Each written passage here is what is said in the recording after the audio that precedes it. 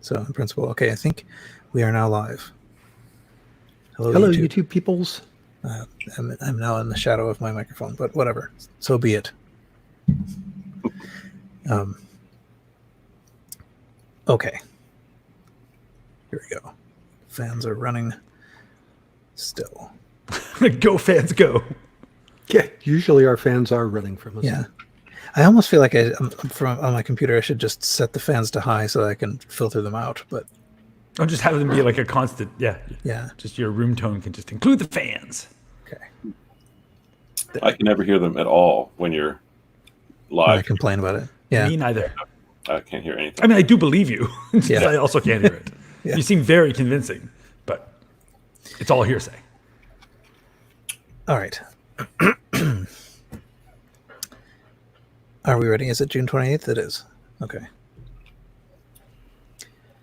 It's June 28th, 2020, and welcome to episode 216 of the Retro Computing Roundtable. The RCR is a podcast about retro computer news, nostalgia, collecting, and staying out of domestic fights. So I am Paul Hagstrom in Boston, and I am joined by three other retro computing enthusiasts. From Portland, we have Earl Evans. How are you? Hi, Paul. I'm doing good. Things are good here. We've had some reasonably good weather over the past few days, and we're all still hunkered down, but things are moving along. Excellent. And from Toronto, we have Carrington Vanston. How are you? I'm fantastic. Check that square on your bingo. Okay, fantastic.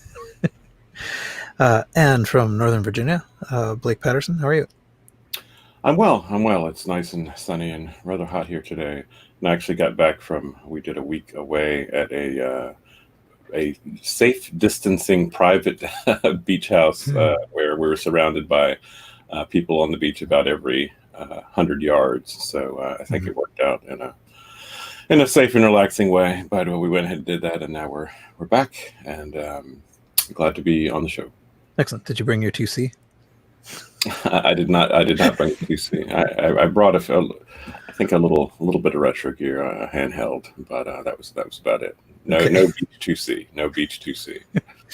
Yeah, here, here things are all right. Although there was a huge thunderstorm just before we started recording, but it seems to have calmed down now, so that's good.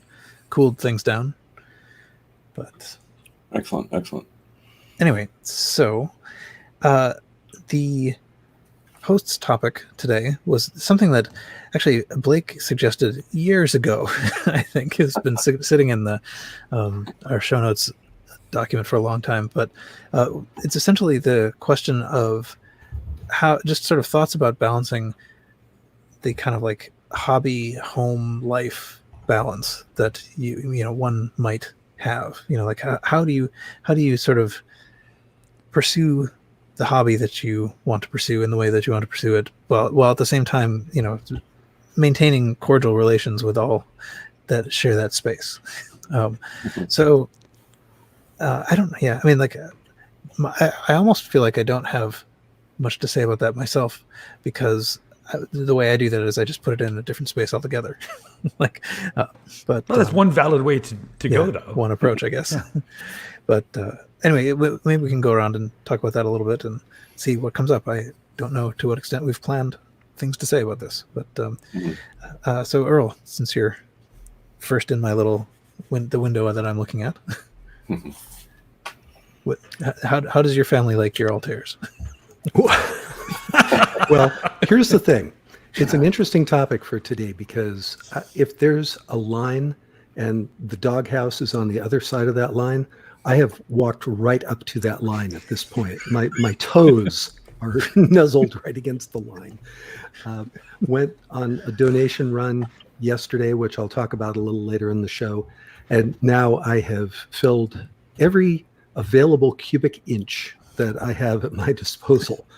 So in the past, the way that I've tried to deal with this is to have an area of the house that is dedicated to storage of hobby type stuff, and to keep things within that area. That got a little more complicated when the current coronavirus issue hit, and my daughter came home from dormitory, and I had to clear out what we call the gadget room, which was my space where I had a lot of my stuff.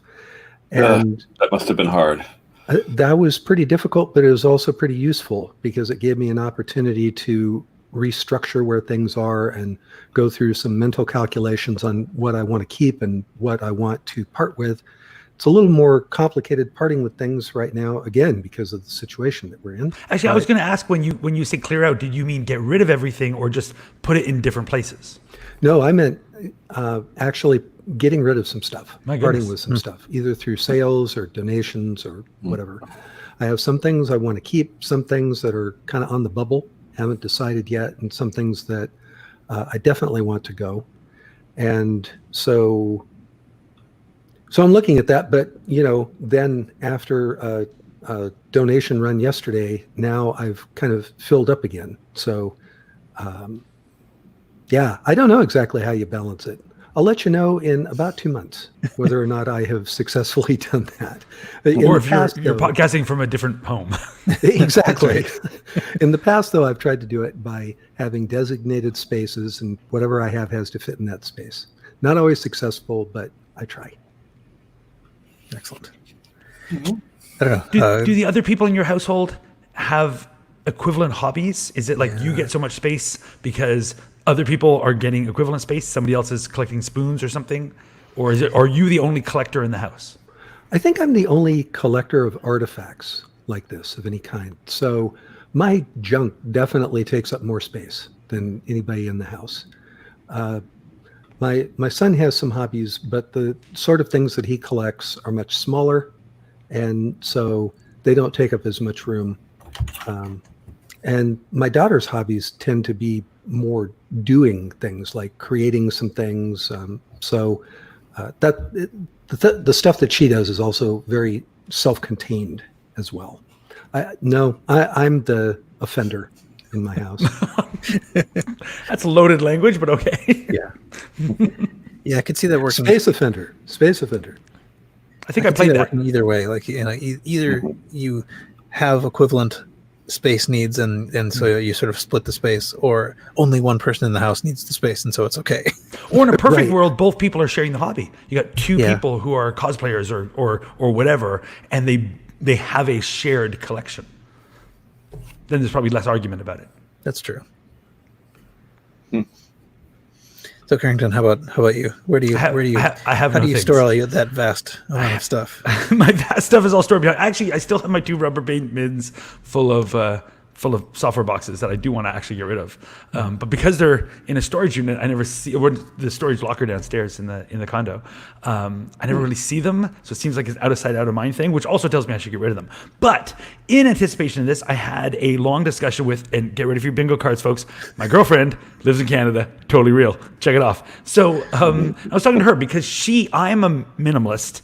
She is whatever the best word for opposite of that is not a mean word, but like we are very different that way. So her house has a lot of things in it. So I had a discussion with her about it. I said, like, I am not a collector, but we're about to have a discussion on RCR. She's also not 100% convinced you guys are real. So, Yeah. And so I was asking her, like, what are her thoughts on it? And she thought it was kind of silly to have massive collections, like rooms full of computer gadgets. So I said, well, you have a kitchen full of stuff. Like every drawer has kitchen things everywhere. You've got cupboards full of plates. You've got bowls. You've got mixers. You've got like crazy number of things. She thinks that is fundamentally different. But I said there is definitely 100 things in your kitchen that are used less frequently than some of my friends use their Apple II. Once a year, you use your special ladle for a certain thing. Why is that not a collection? But my friend Earl's, 7,000 Altairs or whatever you just picked up, are like fundamentally different. She also loves books. So she has shelves full of books because she's a reader. And a lot of people like have collections, and those are then reflections of who you are. You see yourself as a reader, so you want to be surrounded by books. Having just a Kindle is not enough for most people. They want to see all the books. But I said, but you have walls and walls of books, most of which you love, but how frequently do you read every one of those? Some might be years between even touching them. Whereas my friend Blake, you might turn around and say, well, there's a computer he only uses 5 times a year. That's 5 times more frequently than you read that book. How is that collection fundamentally different than his collection? She argues it is absolutely different, and it is ridiculous to have a bunch of retro computers. So she was not open to that argument at all. But it got me thinking about, like, why is one thing a like collection and another thing is just a bunch of furniture in the guest room? Why are those different? So I don't know. But to me, it doesn't. It seems that we're drawing arbitrary lines about what is a collection that clutters up your house and what is just a room only the guests get to stay in. And I don't know that they're actually fundamentally different. So says the minimalist. Yeah, it's interesting. The question of use too is also figured into that, because it does seem like a collection of retro computers might be a set of things that you use, as opposed to whatever, anime figures or something. Well, yeah, her grandmother collects salt and pepper shakers. So there's all these little shelves up high with all these cute little salt and pepper shakers from all the places she's traveled. And so we talked about that. Like, she's got 5,000 whatever salt and pepper shakers. You need one salt and pepper shaker that's used, and then these are just decorative. So they're not even meant to be used. They're now just like art. So I said, well, what if I love the aesthetics of the which I do. I adore the industrial design. Like, I would have say like an Atari 800. I could just look at that. Like, to me, that brings an aesthetic pleasure equal to or greater than I get from if I hung a bunch of art up. I just want to look at an Atari 800, even though I can't turn it on. It just brings me joy looking at it. So couldn't part of the element of a computer collection be that? Like, it's an aesthetic thing. It's an art collection, just like a museum would have. So it's not even, like, even if you don't touch it, like, what's the difference between that and salt and pepper shakers? Her argument was salt and pepper shakers, if you got 500 of them, that's still just like 2 small shelves in the living room. Whereas 500 retro computers is, you need another floor. So that's also an element. But we ended up having like a very long discussion about this. And I came away thinking, there's no difference between having 5 things and having like a spare guest room. I think everyone should have the biggest collections they want. And in other news, you are newly single. No, but she made that joke a few times. Yeah. Interesting. Yeah, but I'm not in that position. Like, we don't have shared cohabitation. It's just me in my empty, echoing, Johnny Ive space. So maybe this is a thing we're going to have to deal with. But at the moment, it's just like she can have tons of stuff. I can have tons of nothing. And then we're fine. And every second weekend, she lives here and talks about echoes. And every other weekend, I'm there like, we got to clean your books. So that's how we deal with it. Excellent. Well, you could sort of sneak one away every once in a while and just see how long it takes before, like, when it's down to 12. But see, that could be, I mean, you shouldn't do that. That is that would be a terrible thing to do in a relationship. But of course, I bet you if I went and grabbed 20 random books, she might never notice, but she wouldn't notice soon. Whereas if I went and snuck into Blake's place and took a computer, how quickly would you would notice right away. You walk in the room and go, hey, what? Where's my... So that could also be a thing. Don't you think, or would you not notice? I would notice, because I actually, when I come in the room, like, as part of the aesthetic thing, like, I always kind of glance around the room, like, here it is, because it's taken up this huge space in my house, and I'll get into that in a minute. But yeah, I would notice, yeah, in a way, you'd be a blessing, because, like, what I don't have is one computer workstation worth of free empty desk to do repairs on, which is why the repairs on the floor, so it would actually be a good thing if you took one and stole it away. Right. Then I just would be sure not to replace it. But yeah. So the only suggestion she had was, if you're going to have a large collection for things, it is not unreasonable for other people in the household and for you to have a discussion for where the space will be for that collection, and then that is set out as a relatively firm guideline, like this room or these walls or this much space or whatever, and then that's it. So if you get to the point where you fill that, you have to get rid of something before you put another thing in. It doesn't just get to spill into the hallway. So, and that seemed like a pretty reasonable limitation to put on any sort of collection, retro computers or otherwise. Yeah. I think that's true. Yeah. I wonder if it was, Blake, you were talking about, like, not having a space to put repairs on. I wonder if a good thing to have in such a room would be like a workbench table or whatever that like folds down from the wall. So like like Yeah. it's always free because you can't leave anything on it. That presumes Yeah. an empty wall, though. Yeah, it does. There's no empty Have it wall come down from around the ceiling, here. maybe. Ah, cool. Like one Yeah, of those beds actually that that- just drops down. There's an idea, but I always get envious. I see, like, on YouTube, whatever, some of the different channels, they'll have someone will have a proper workspace. He's got, because I've got the soldering kit, I've got all the parts stuffed up on shelves, and I bring it all together and do it somewhere. Sometimes I do it on the dining room table, and that gets into that zone where there are those in the house that are very much not appreciating that temporary usage out of this room. Anyway, but they'll even have, like, on these, someone will have a workstation that has, like, the metal painted grid of measurements. It's like 1 inch or 1 centimeter per square, so that you can actually, when you're explaining something on a video, people can see exactly what size it is, or like you can use that alone, for your own benefit. And I kind of wish that I had something like that, but I don't. But anyway. Yeah, it's actually really psychologically difficult and maybe physically difficult when, like, the space is just crammed full of things like that, because then you can't use any of them. Because everything needs to have stuff plugged into it, or you have to open it up to do some sort of thing. And Yeah, definitely. I'm pretty sure in my space I've hit I've kind of hit that point where everything is third thing down in a pile. So yeah. Anyway, maybe Blake, we can turn to you and your Okay. your Yeah, basement I guess space if or whatever this that is. my topic from however many years ago. I can't remember.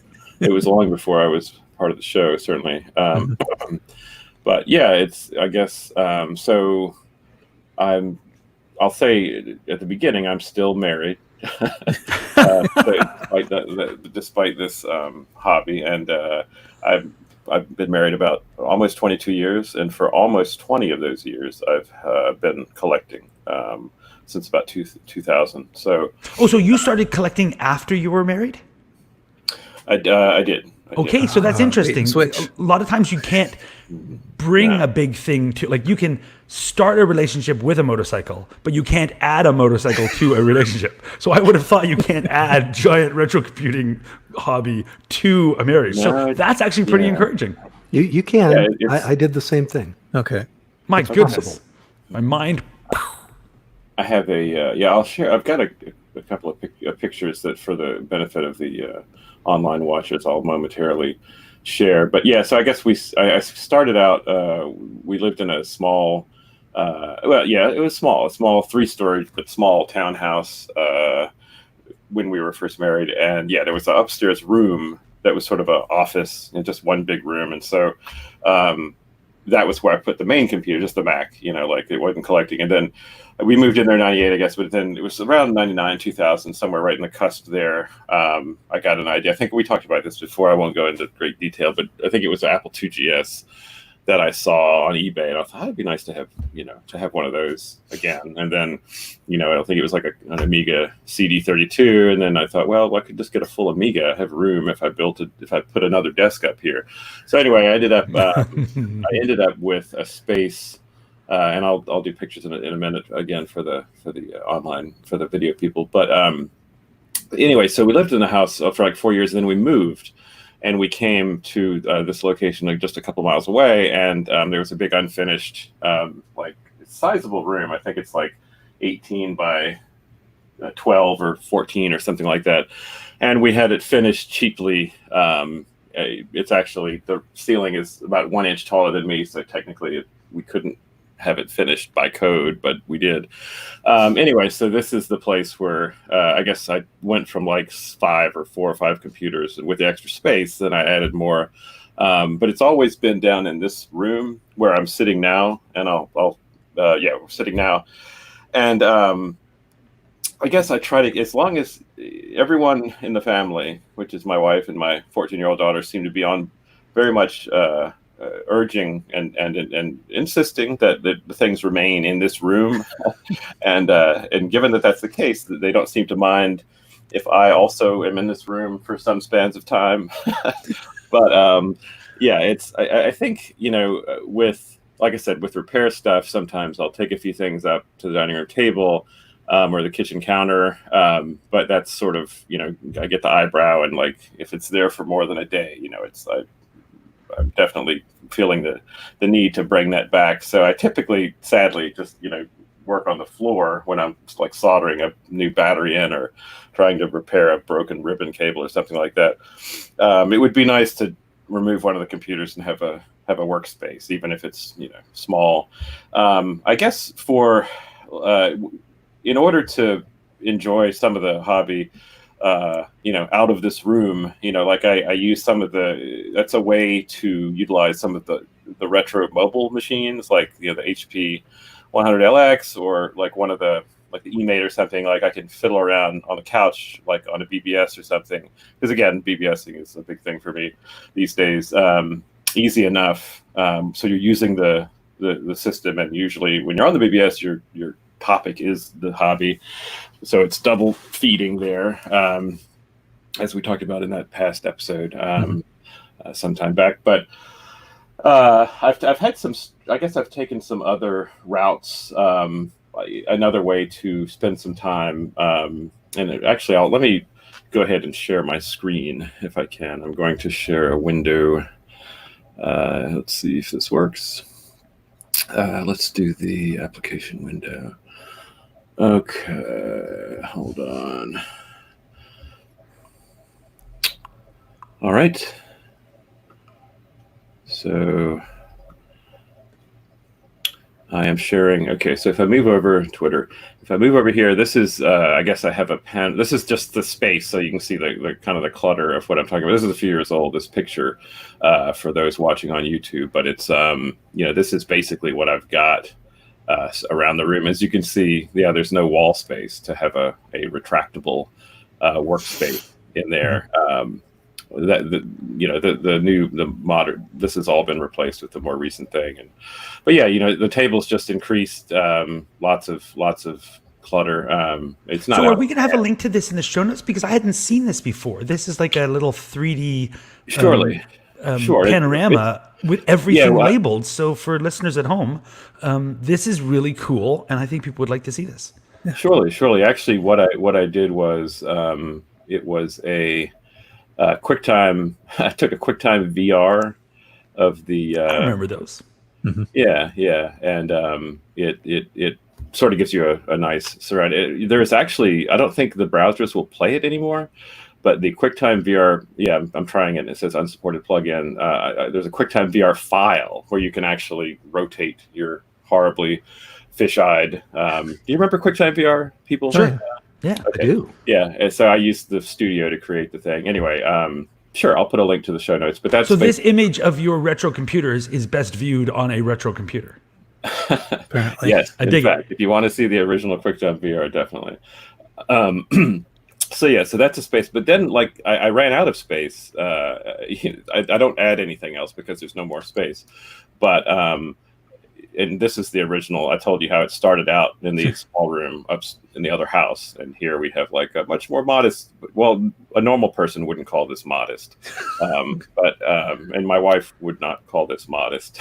But at any rate, so is that a Lethal Weapon poster in the background? Yes, my wife was a huge Lethal Weapon fan back in college. So very circa appropriate. Her poster, I have a Princess Bride poster a few inches to the left. Awesome. Interesting combination, but so I've gotten mixed reactions from attempts to maybe a little bit far afield attempts to kind of bring some of the retro computing into other spaces, and one of those would be when I had the bedside Apple IIc, which is both practical, when someone's reading and or watching a movie on an iPad, like you've got a internet connected BBS or Telnet machine. But again, it's a little strange to have the bedside Apple IIc. I mean, the beach Apple IIc is one thing. That's totally normal. Bedside is another. This is a short-lived enterprise, I have to say. I'll go ahead and tell you that. So looking for another place for it, I actually moved it to my office. So this is where original location. I had the 2C in an office. My current space, I have it on, I have a cubicle now. And, so this is actually connected to the internet. So at lunch or something, a few times a week, I'll fire it up and have it logged into an IRC channel or something like that. So I get to use it. But as far as what Carrington was saying, I mean, really the aesthetic is another thing. It's nice seeing it sitting on the desk during the day. So it's like I'm spending time with the vintage setup, but it's not taking time from the family sort of thing. It's like trying to get little pieces of it while other things are happening. And it gets, obviously lots of comments when people walk by. A lot of people come in and say, this is the first computer that was ever made. And I was like, well, not exactly. It is an old one. It is an old one. So it's in the cubicle there. But anyway, and I think it's basically with my, just again, not to, I think I've run on a bit here, but I just try to, definitely am conscientious of splitting time between, family events, of course, like the evenings, we'll watch movie, TV, that kind of thing. But then it sort of ranges off into, some of my daughter's particular interests that, my wife is, she'll, sit around, do her thing, and I'll maybe pop in here for a little bit in the evening. So it's, it works out, I guess, as far as the balance. And I guess it boils down to, again, making the balance work is certainly about keeping everything in this room. As my wife, has pointed out, it's not a small room, and it's the entire room. And my daughter was afraid to walk in here until she was about 9 years old. She thought she was going to be electrocuted, and so it's but it works out. But again, I guess the end result is, I'm 22 years still married, so it must be fairly well working. But Well, you brought up an interesting point. Not just balancing space, but balancing time. Mm-hmm. So, it's an important thing to think about. I tend to be pretty conversational. And so with my family, I think, occasionally they'll look at me and, don't you have some retro computers to go play with or something like that? So, and, I don't tend to get heads down multiple hours for multiple days in a row on projects. Mm-hmm. It's like I'll just kind of hit a project for an hour or two and then walk away and then come back to it another time. So it really doesn't get in the way from a time perspective. Never had that problem.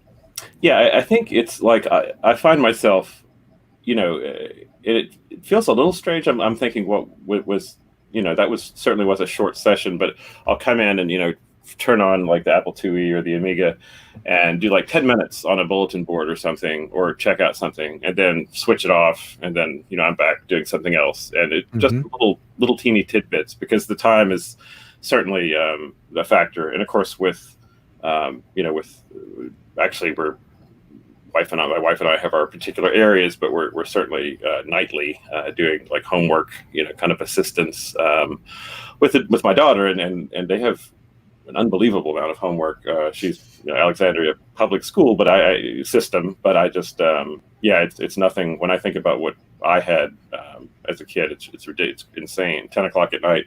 So you're definitely there are time pressures aside from the whole career situation, which of course is ongoing. So time is definitely a big thing, I think, for me.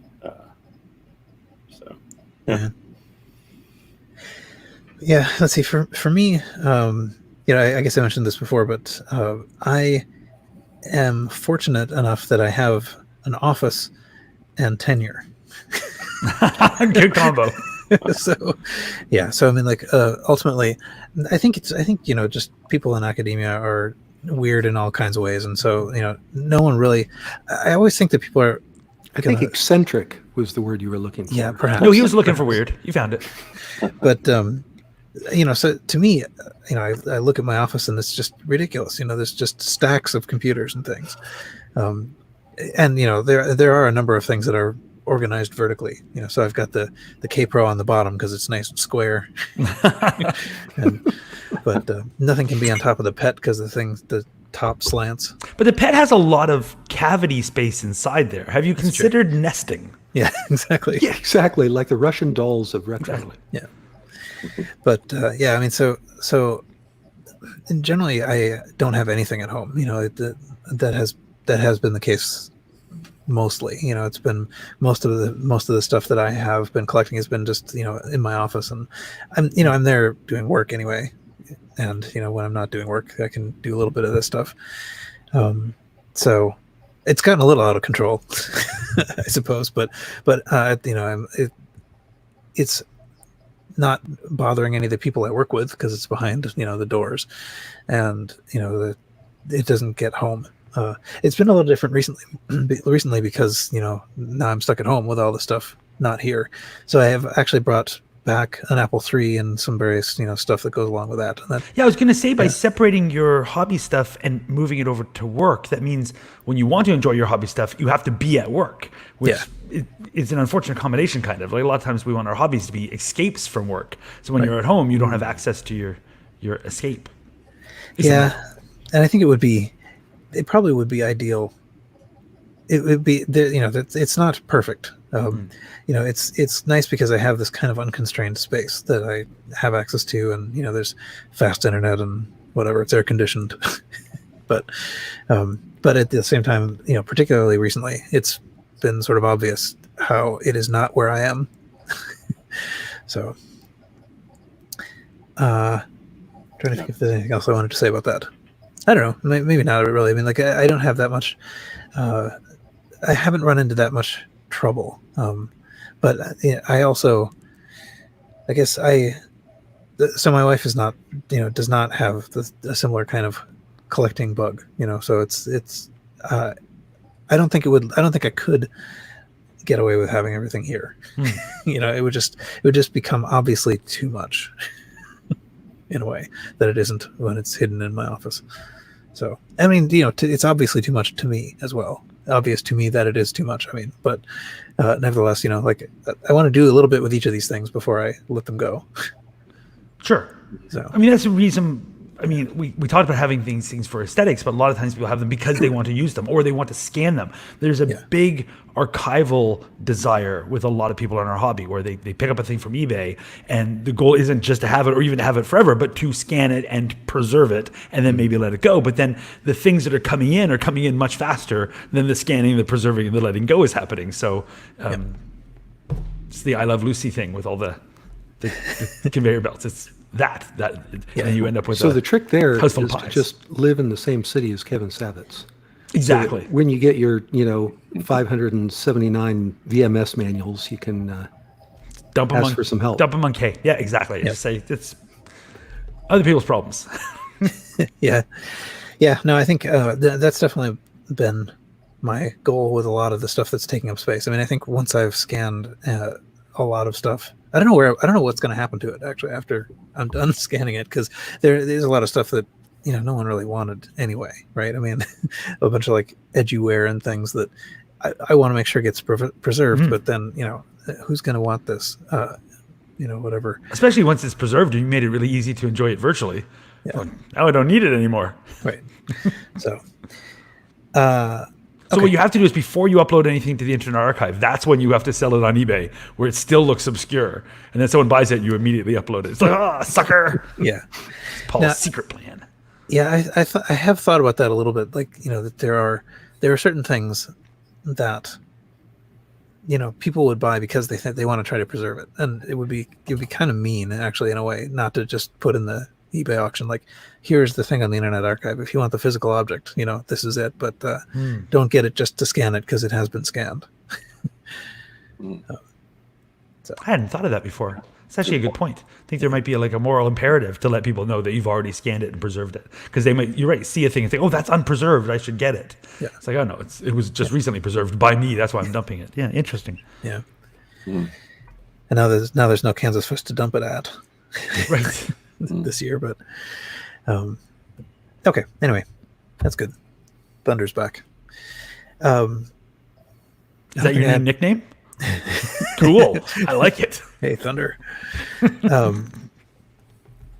I don't think I had much more to say about that, and time is ticking on. So, well, I did want to point out, Carrington brought up something important there. I did indeed. We That's did. right. Yeah, you did.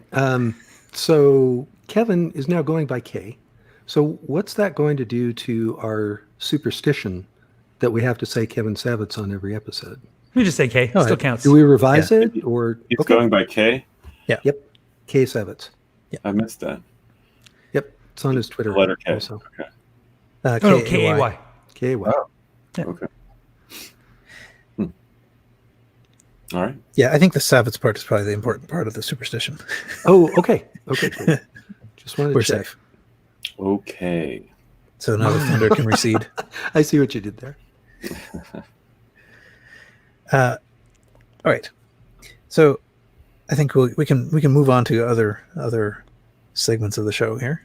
What is the next segment? I guess the next segment is listener feedback. It's been a long time since any listener feedback has been talked about here. So there's a fair amount to Technically, catch wasn't up the topic we just did technically listener feedback? on. I guess Yeah. it was. Because Blake suggested it when you weren't on the show. So we've really been doing listener feedback from the beginning. That's right. Okay. So look at us. Continuing wrong. on in the same segment then. It is kind of hard to tell the difference between our segments at the best of times, to be honest. We need little jingles that we can put in. Oh, yes. Earl, start singing to us. Yeah, there's a certain similarity I've always felt. So on the Facebook group, Ben posted something which I thought was kind of entertaining. I haven't actually read it through it completely, but it is Collapse OS, and the idea is basically it's work being put together to sort of deal with the fact that if to basically allow for microcontrollers to be programmed into the future after the general collapse of society and manufacturing and everything The else. global supply chain collapsing completely, and this is aimed at that. Yeah. So what can we do to still be able to control control microcontrollers in an environment where all you have are like big electronics that you can hand solder together and some Z80s. So What do you call it? It's got to be scavenge friendly or something. yeah Switches and LEDs. It's based on Forth, because Forth is even apart from any questions of elegance, Forth is it's sort of compact. You can get a relatively high level language out of relatively few bytes. It's very good for limited platforms. Yeah. So it's really, so there's a very basic looking web page that sort of goes through all of like why we think that the collapse is coming and why Forth is being chosen as the language of choice for this. And there's a project in SourceHut. First I'd heard of SourceHut, but here's the project in SourceHut, Collapse OS. And it's pretty interesting, actually. I mean, I don't know that I want to subscribe to the whole ideology of it, but at the same time, it's pretty interesting. Did you guys have a chance to look at this, Carrington? It seemed like you had at least skimmed over it. Yeah, I had indeed.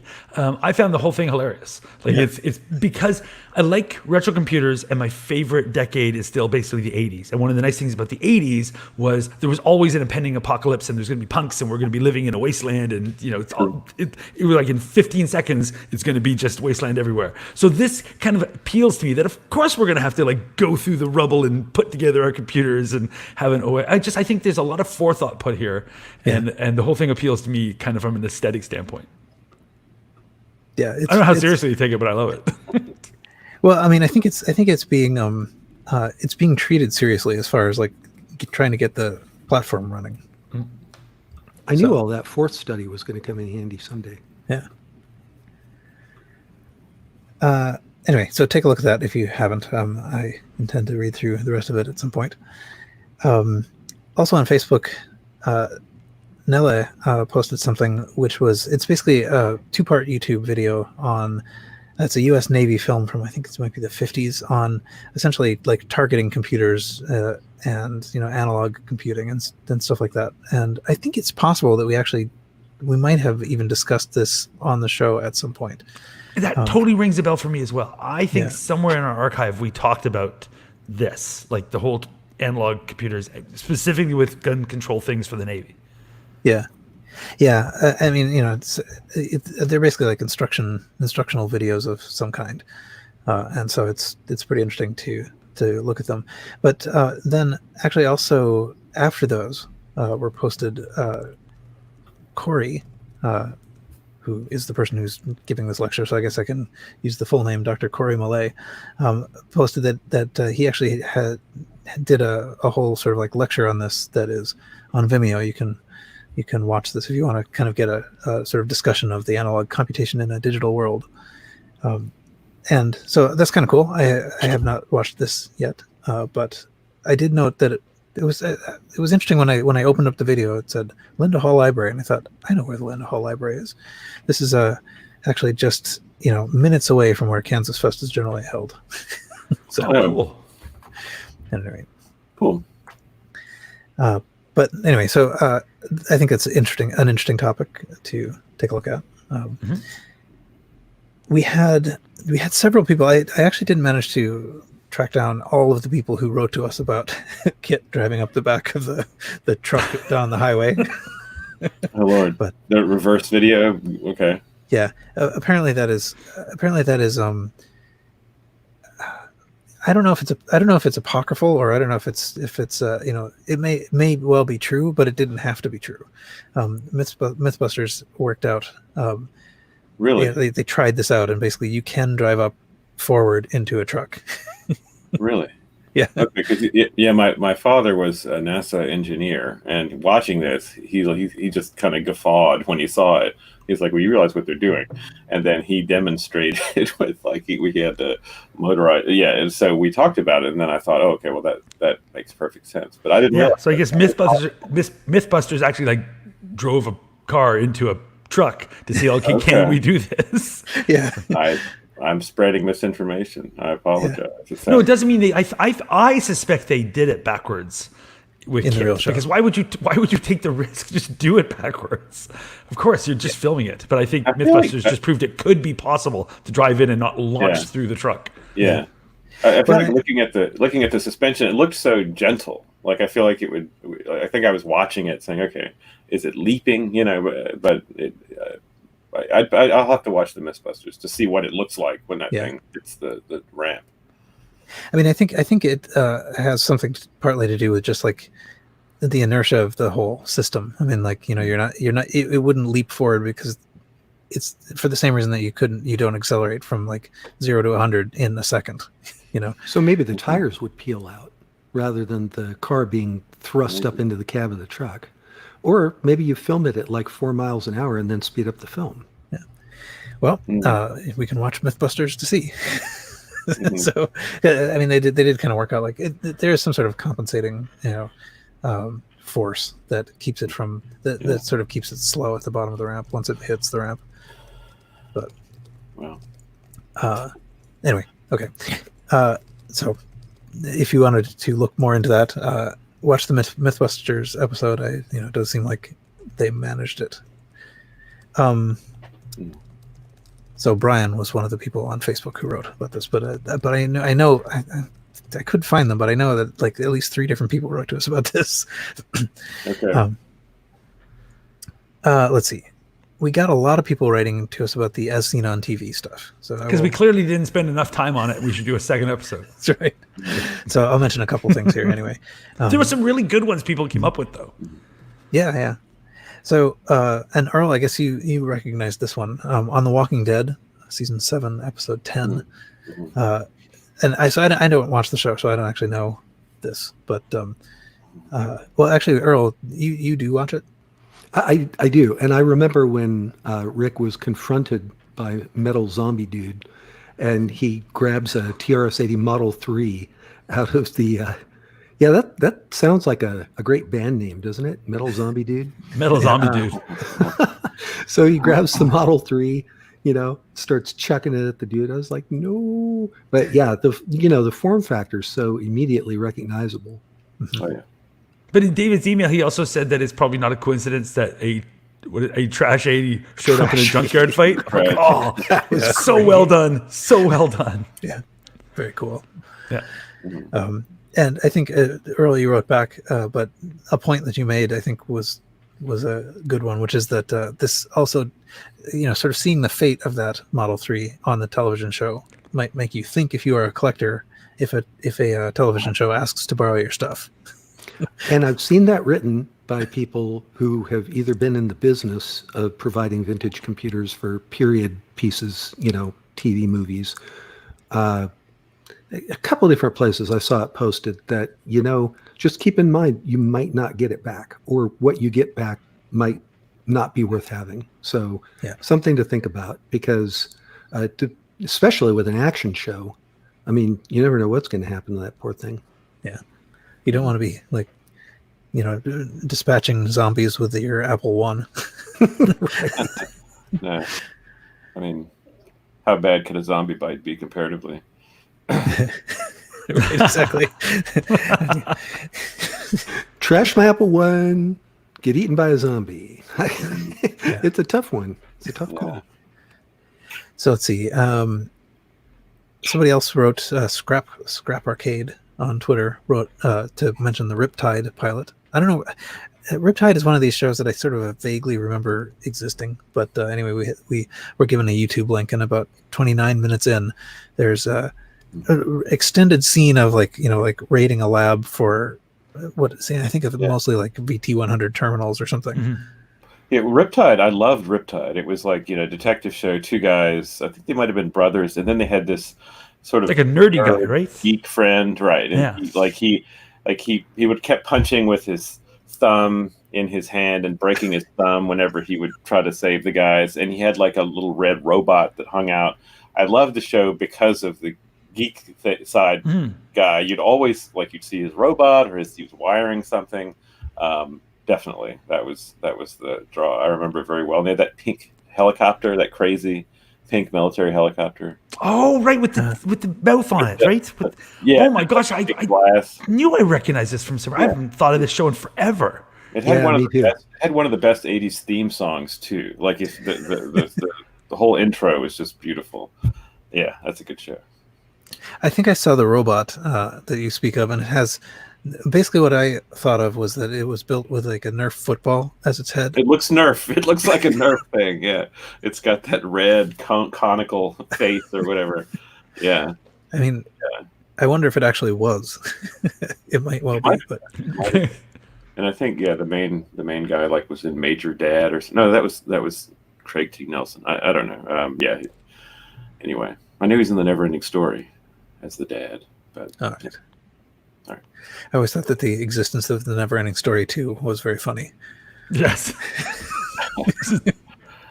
Yeah, indeed.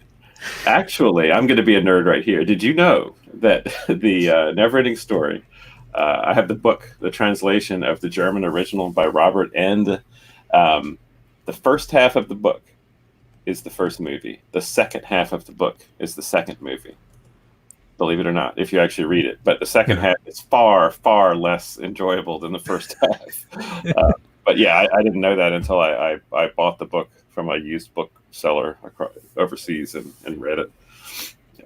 So it's like Don Quixote that way. Like there's lots of things where people kind of only think of the first half of something. That's cool. Yeah, I guess.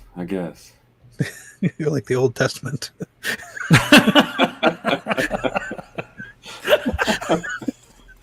Another good example. Excellent. also a good example. All right. Let's settle myself here. Let's see. What was I going to say? Oh yeah. So the next person who wrote was Simulant Retro on Twitter. I don't know who these people are. Unfortunately, I only know these Twitter handles. But asking about the ZX Spectrum and other retro computers featured on Bandersnatch interactive movie on Netflix, the Black Mirror thing. Oh, yes. So I can't believe that hadn't occurred to me. Yeah. I never, we talked about that, I think, before it hit Netflix, and then I never thought about it again. Did you have any of you watched this or heard anything about it? Yeah. Oh, sure. We went through it.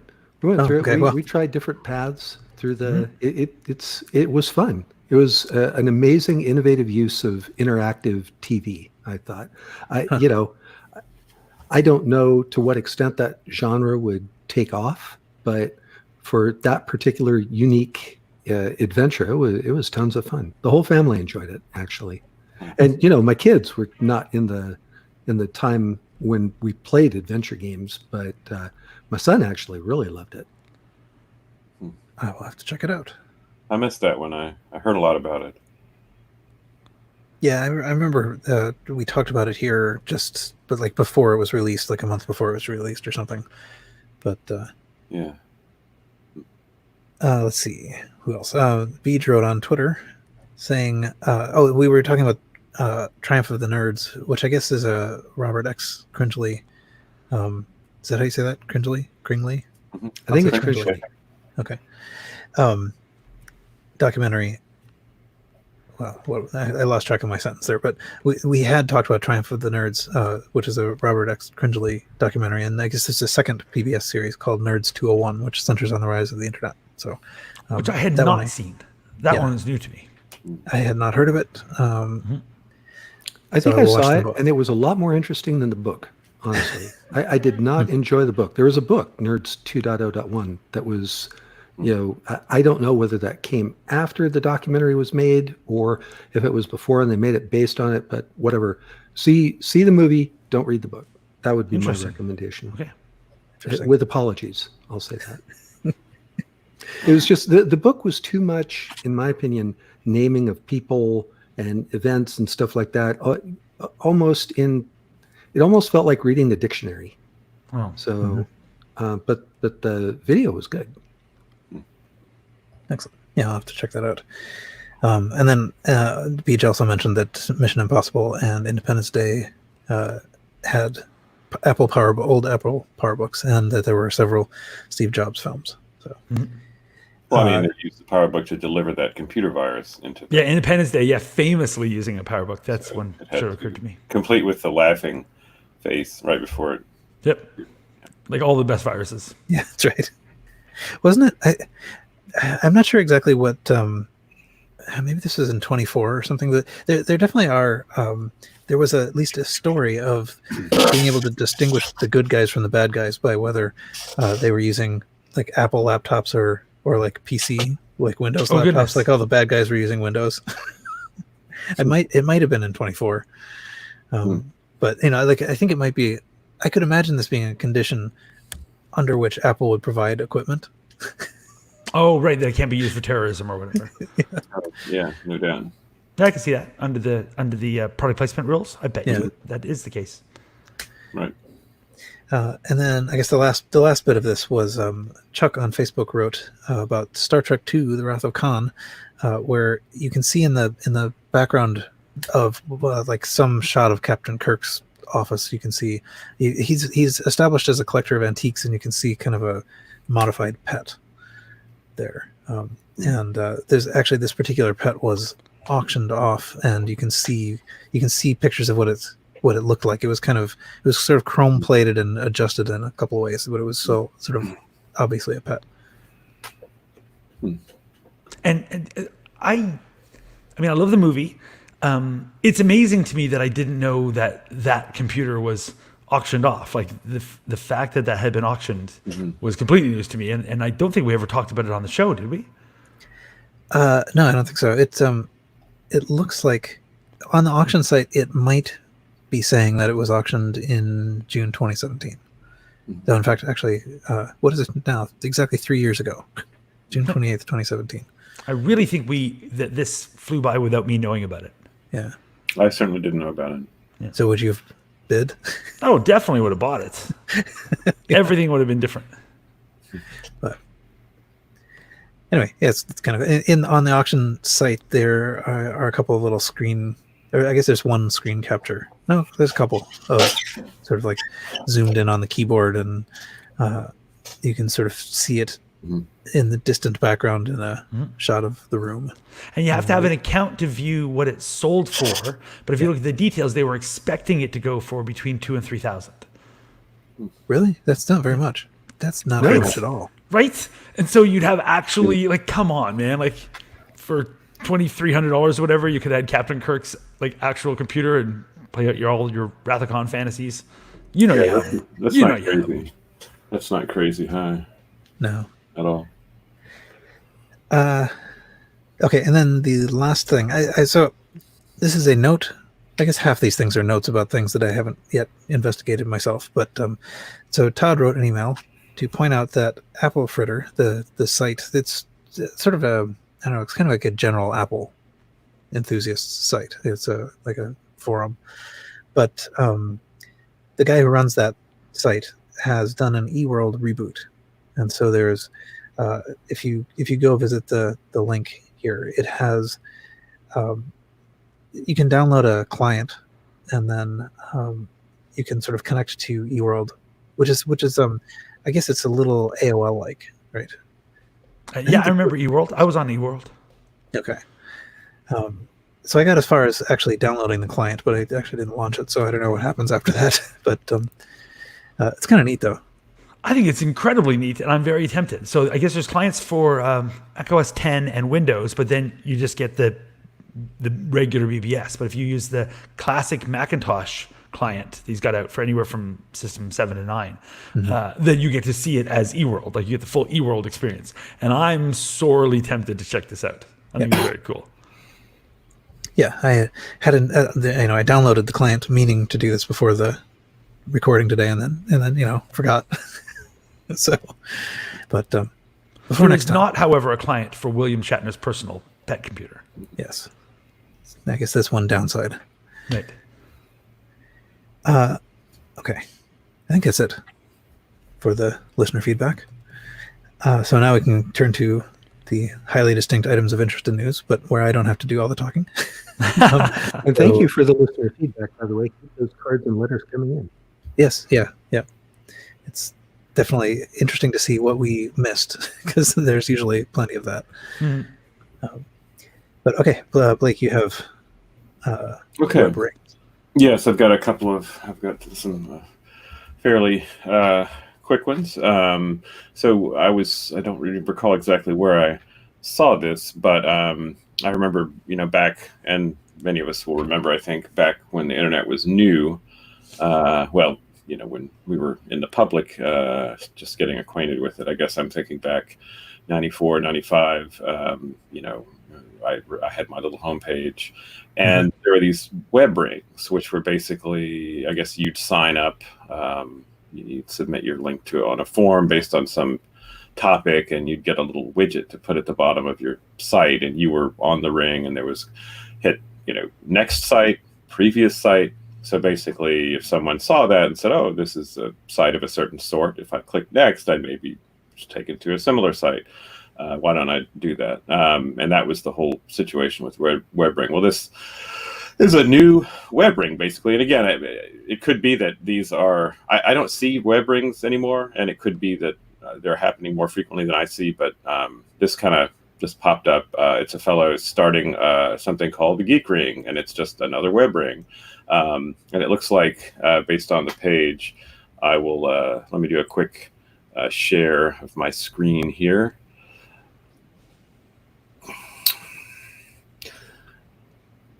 It looks like, simple page explaining the ring that looks like it might have been created in 1995. And basically it explains, welcome to the Geek Ring. It's a web ring for geeks of all sorts, except those who feel excluded by the use of the word geek. Anyway, he provides a little information as a form. You can submit your site. He's on IRC. I actually was able to catch the guy on Freenode IRC. His online name is Dusted.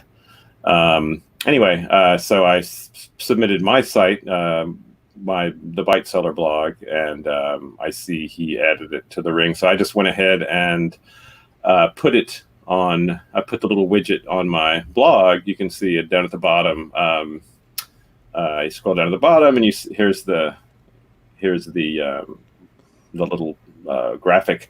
It's actually a single graphic, complete with a little pixel area map, old school. How people used to. It's not. These are not buttons. They're actually mapped out, and you have the ability to choose this banner image as a GIF, a JPEG, or a PNG. And so I went with the GIF, so I get a nice dither action on the grid. He's seriously dithered. So yeah, if you, My goodness.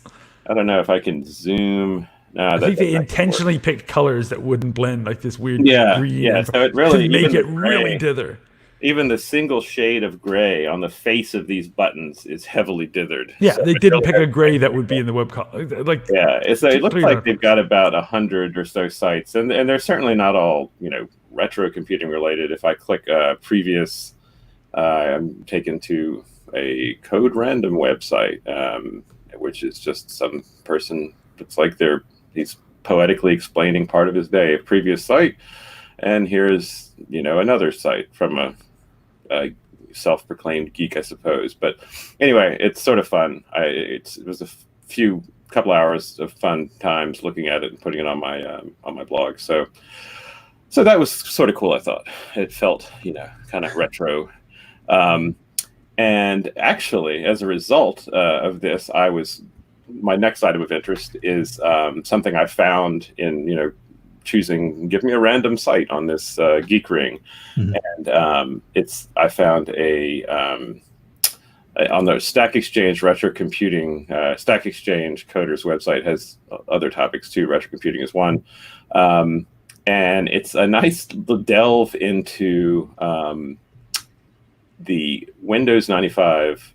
It's now safe to turn off your computer's display, which is just orange text on a black background in VGA graphics mode. And what it does is someone explains, I think someone asked the question, why is it not safe to turn off my computer? And so various people go into history of shutting down PCs. Why did it take so long? What's the danger? Why don't we do this today?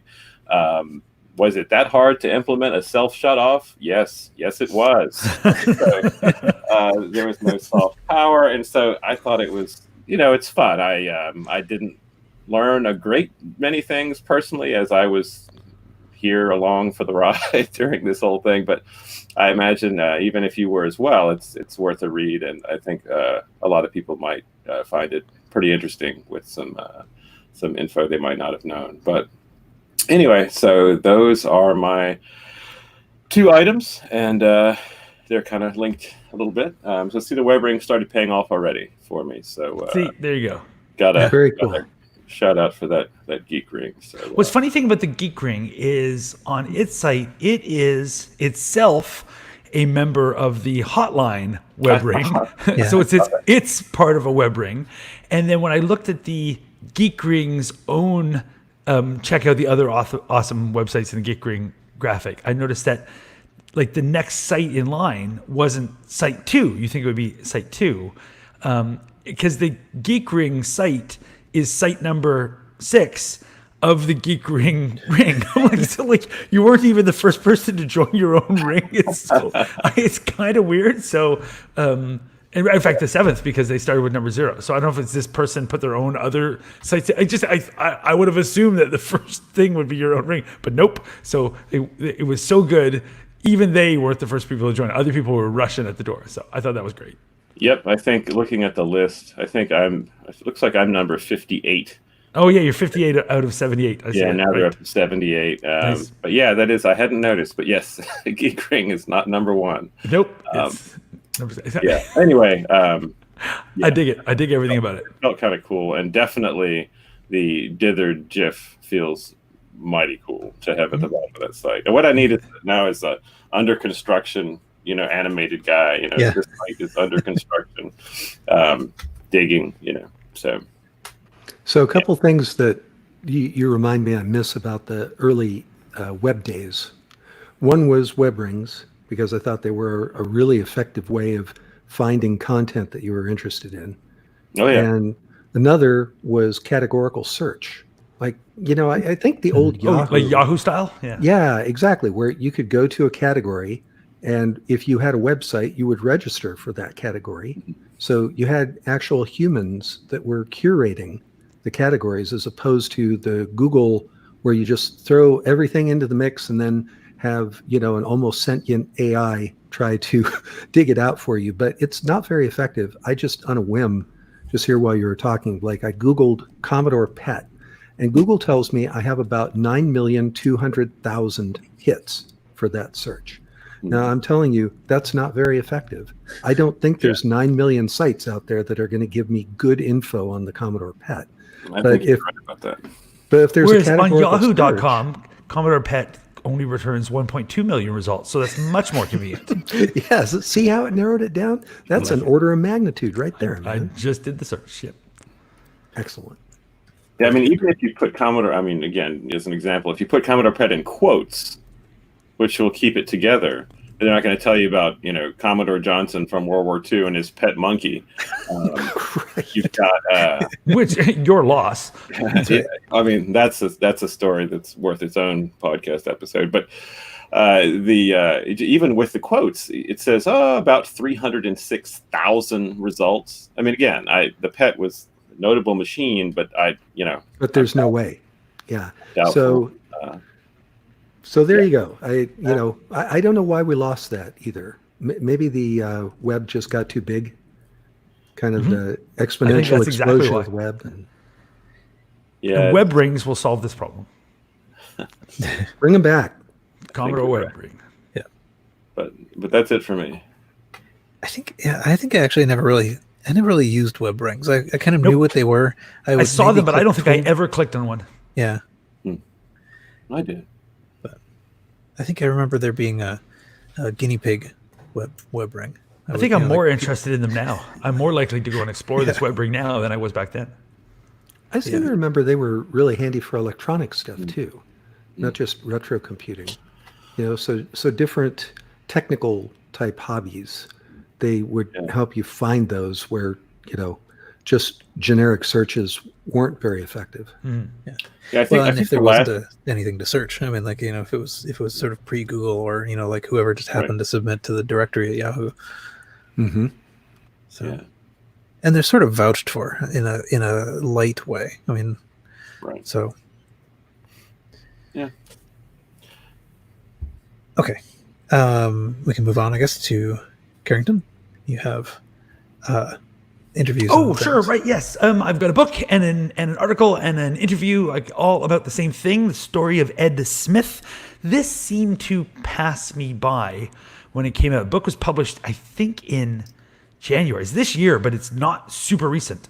About Ed Smith, who's one of the first African Americans to work in the design of video games.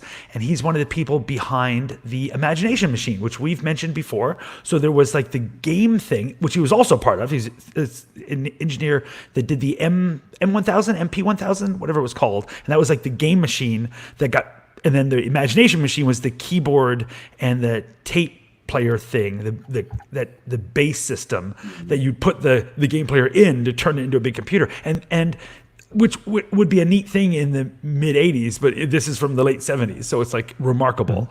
And so just like the coolest thing, I've always really liked it. It's just like the neatest thing. It's MP1000. So the MP1000 in the Imagination Machine. And so this is the story of this guy.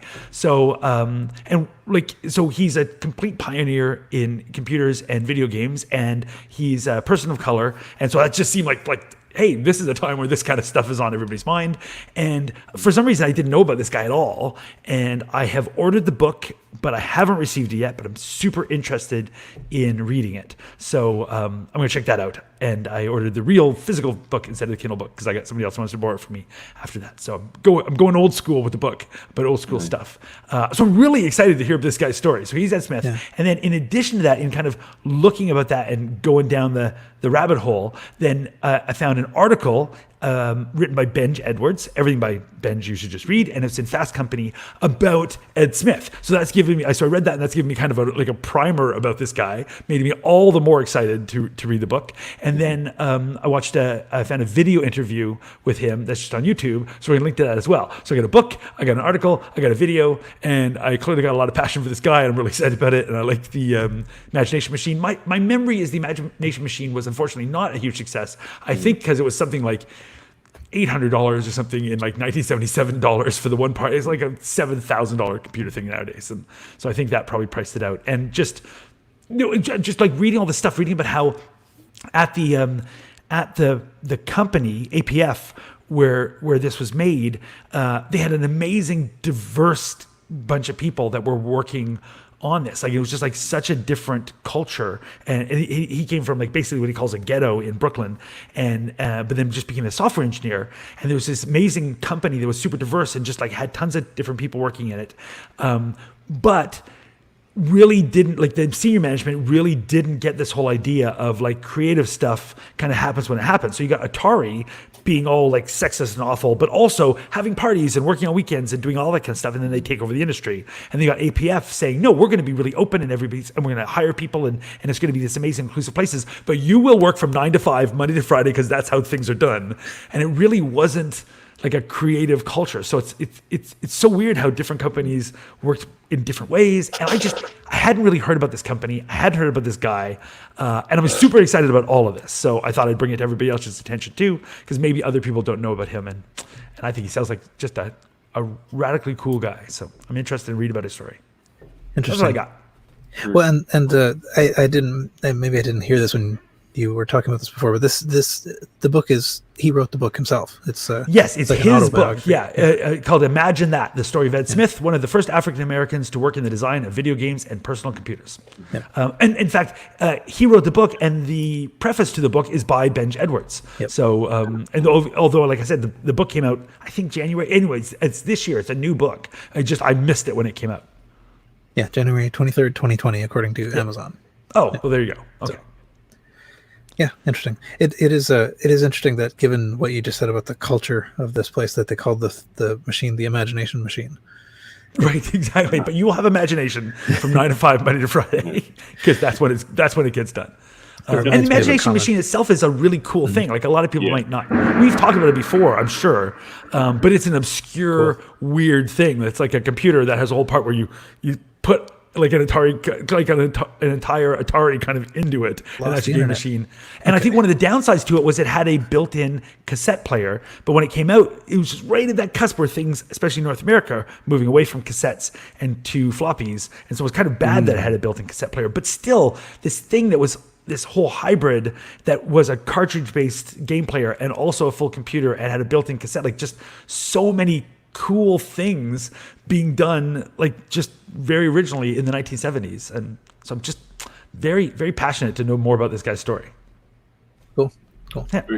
Yeah, I've heard I subscribe to a few physical magazines still, the kind that on paper and they mail it to your house. The kind that when you do this, it doesn't zoom. Yeah. Paper. Yeah. If you do this, it just creates a hole.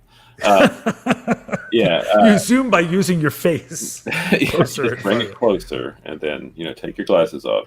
The retro gamer magazine is one that's been around for now like almost 20 years, 18 years. This fellow here and there, like he's repeatedly popped up, just little bits of history, like with projects that intersected with the company that he worked for and different things he did, kind of tributes. But it's never been really an in-depth. And in fact, I would bet money that there is an in-depth look at the gentleman in one of the magazines that I haven't seen yet. But anyway, I've seen him pop up a lot of different little places, talking about video gaming history. And I definitely intend to read the book now that you made me aware of it. The weird thing was, when you said retro gamer has been around for ages, I'm like, no, it's new. So I looked it up. I said, well, no, it started in 2004. And then I thought, oh, that's 16 years ago. How can 2004 be 16 years ago? Have I been in a coma? Moments like that are happening so much more frequently for me. It's insane. I just had a real mind melt when I even put my calculator. I'm like, no, this can't be right. It can't be. How does numbers work? No, anyway, that's weird. Yeah, exactly. So soon there has to be retro gamer, where it discusses like early retro gamer magazines. That's right. But that's crazy that that's 16 years. I am so old. Awesome. Yeah. New personal best. New high score for Carrington. Paul, did you just get struck by lightning? I didn't. Well, I don't know. I did actually lose the internet there for a moment. Because I heard an enormous crash. Yeah. You weren't missing anything. An explosion of Okay. But yeah, it came at a time when it kept me from saying my the comment about this sort of rigid environment and the imagination, calling this thing the imagination machine, and it reminding me of people saying about similar things about if you, I forget exactly how this went, but it was essentially like if you have to use the word science in the name of your discipline, then you are not a science. So, social science and political science. And I studied physics science, right? Nice. but, anyway, yeah. So the thunder the thunder stole my snark. Stole your thunder is the phrase you're looking for. Okay. Anyway, now I guess we can move to Earl and the mini pet. Oh, okay. So the Future Was 8-bit in combination with Tynemouth Software came out with a new project. Is it still in pre-order status or no? It says the first batch are now shipping. Yep. It's awesome. Add I have to it on my cart. screen. Should I share my screen here? Share with us. Sure. Yeah. Sharing is caring. It is indeed. Share screen. Except like COVID. Wear a mask, kids. Yeah. Wash your hands. Indeed. Let me share an application window, and we'll do. Got a bunch of sirens going. That's good. Say someone's coming for someone. Maybe else. Not me, I promise. Yeah. It's Let me know when you can see my screen. Can you see my screen? Yes. Yes. Great. So this is the mini pet. So what this is a functional reproduction of the pet. It's not identical to the pet. It has some more modern chips in it.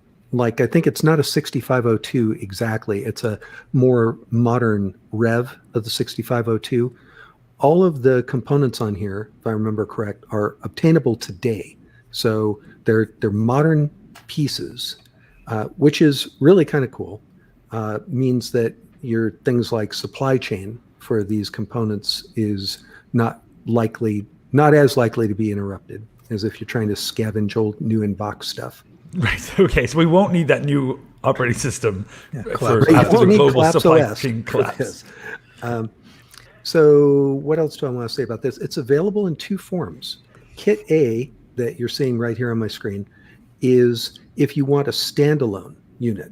So you notice that you've got the mini pet up here at the top, and then below it, you've got a keyboard with a bunch of these little tactile switches in the same layout as what you would have on the original Commodore PET.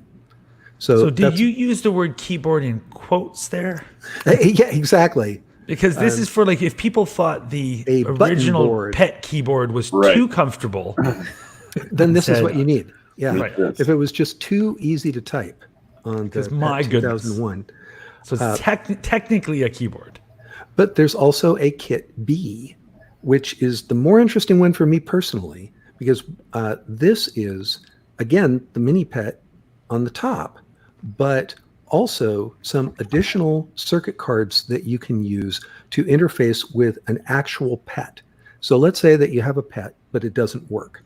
You want to completely replace what's under the hood while keeping what is on top of the hood, your CRT and your keyboard and that kind of thing. You can buy this board and these connecting boards. You can put it in and you can bring an old PET chassis back to life and still be functionally equivalent with the PET. Runs How the PET interesting. software.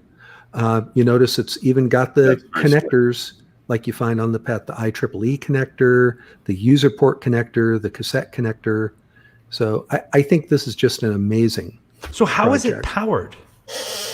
Well, two different ways. If you get the Kit A, which is the standalone, then I think you power it with 5 volts, if I remember right. Maybe I'm wrong. You But I can mean, if see it over goes here on the inside a right. PET. You see over here on the right of the mini PET, there is a barrel jack power connector. Now, I don't remember what voltage you put in here, but basically you power it itself. But if you get the Kit B, then you actually power it from the PET's internal power supply. That's what some of this interconnecting stuff. Okay, so if you've got a PET and it's not working, but it's got to be not working not because of the power supply. It's gotta be That's not right. working It because have of to be the board or working, whatever. not Okay. working because of the logic board. Right. Yep. which is actually pretty likely, but because the power supply on a PET was a pretty simple set of parts. I mean, maybe it could break down, but I'm recalling just a transformer, smoothing capacitor, and a rectifier. A voltage regulator. I don't think it's very complicated. Sure, I mean, it could break, but it's more likely that probably some of the RAM on your PET broke or some of the other chips on the logic board. So you get this, you bring it back to life. Until someone uses the killer poke.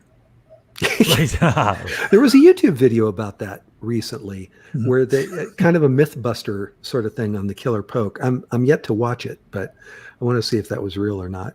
I think the actual Mythbusters should get a Commodore PET and see if they can do the killer poke. I think that would break all their ratings records. Yes, in some direction, I'm sure. Exactly. Floor or ceiling, it still broke a record. Something is breaking. So interestingly, both Kit A and Kit B are the same price.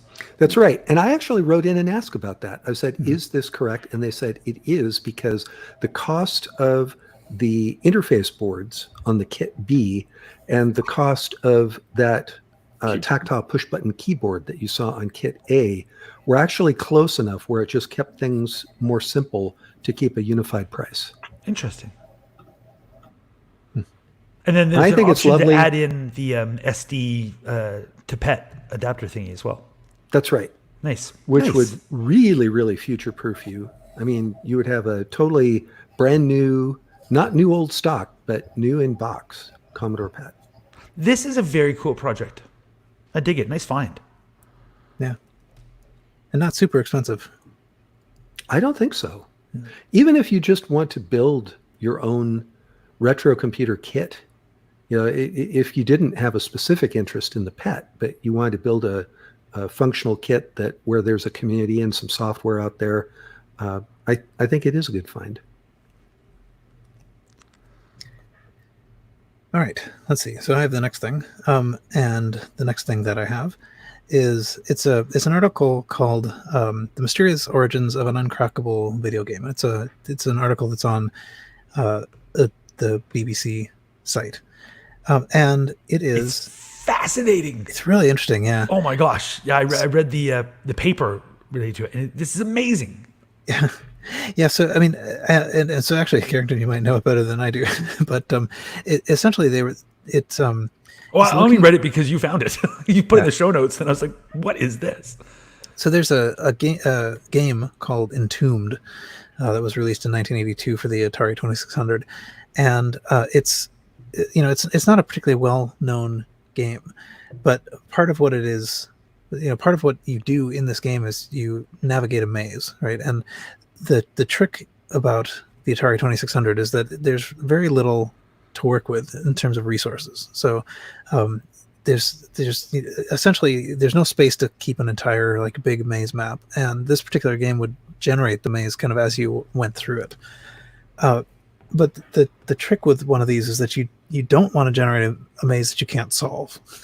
So the problem is that you have 128 bytes or whatever of RAM, and like no space anywhere, and you have to sort of procedurally generate this maze.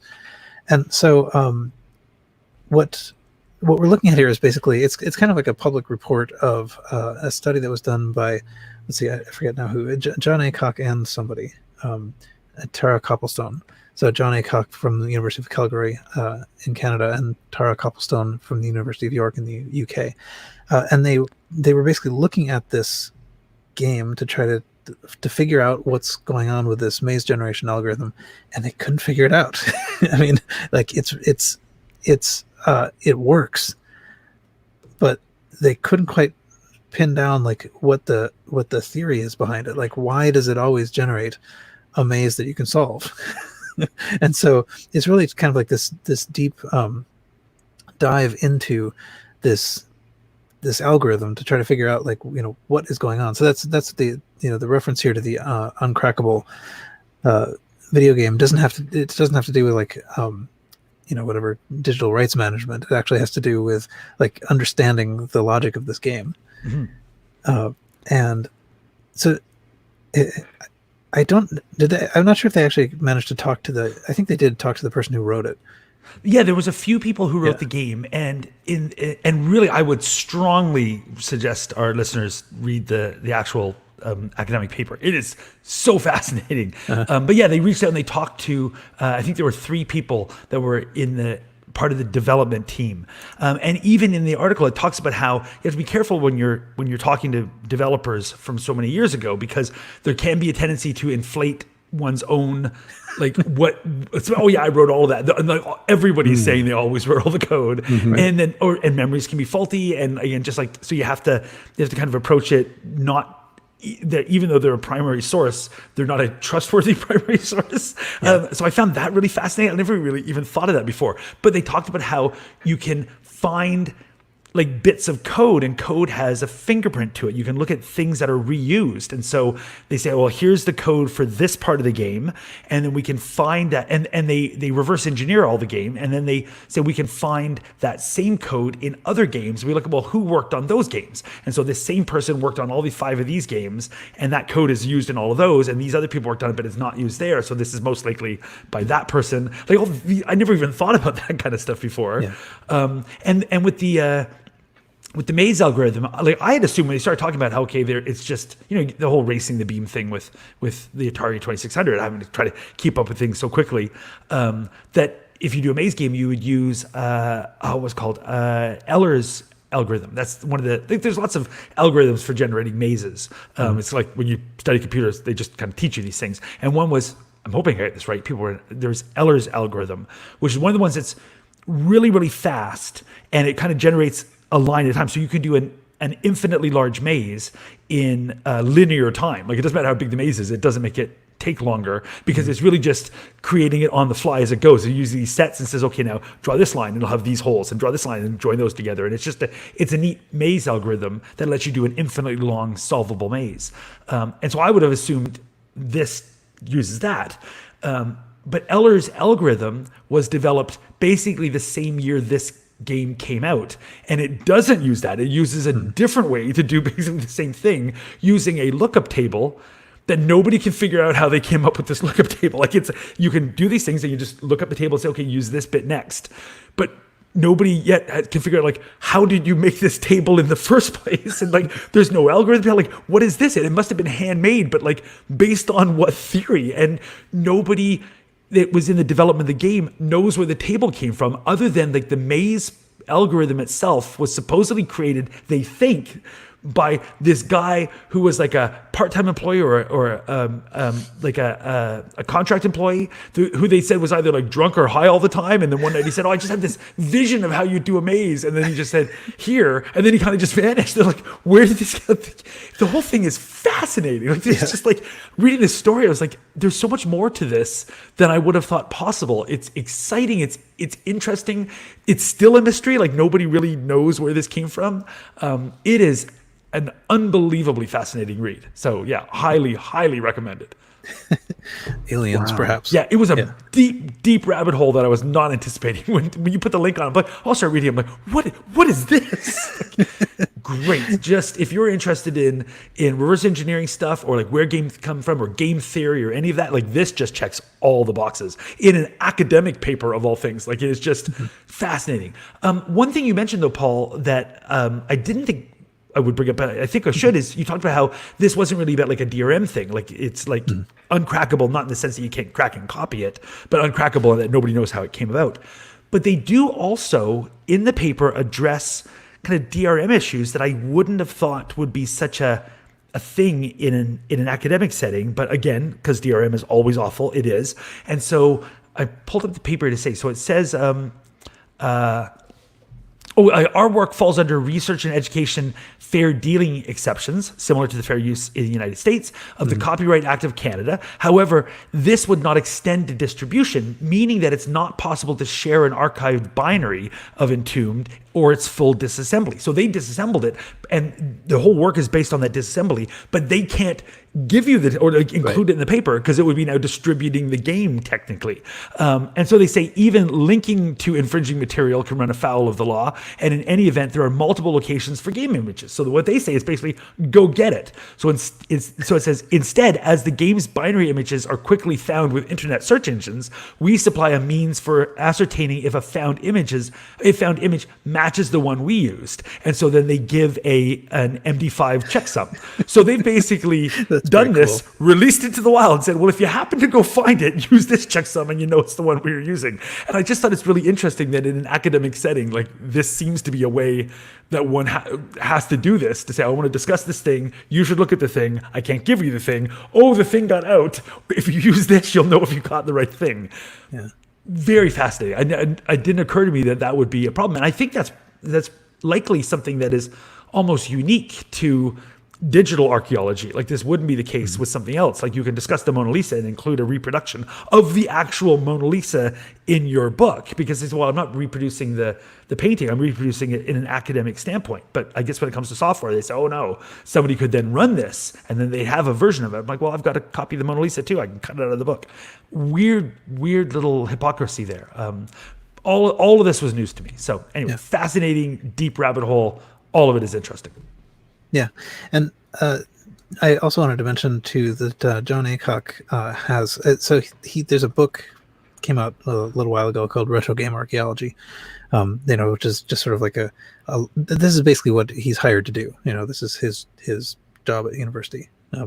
He does retro game archaeology, and so there is an actual academic book. Cool. That sort of talks about a lot of this sort of stuff. It is priced like academic books are priced. Oh, less cool. Yeah, at any rate. And also there's we'll put a link into him giving a talk on this stuff. So if you don't want to read the book, you can watch the movie. Yep, cool. Oh, and they found a bug in the game. In this, they talk about in the PRNG, the pseudo random number generator. They had found a bug in it, but there's a bug in the maze generation as well. But it's random enough that nobody would notice and the game stays playable. But that's just an interesting thing that came out of it. It says, oh, and we've also spotted a bug. And then they try to use that to figure out, would anybody have known it? And so probably not. And then that helps them know that that's that exact code that they found in other games that's been reused and clearly wasn't spotted by the person who created the software. And so it's and it's such an easy to fix bug that clearly it could have been spotted. Otherwise, the people who worked on it would have just corrected it because it's such an easy. And just like all these things, just like I swear, every page unlocks like 5 or 6 really interesting concepts. I just can't express like how cool this article or this paper is. Mm-hmm. And for somebody, this is their job. I know that person has a much better job great. than I have. It's a great job. Why does I get to have that job? I want that job. Anyway, it's fascinating. Okay. And then, as it turns out, Carrington, you've put an extra link in the show notes. Did you want to talk about that as well?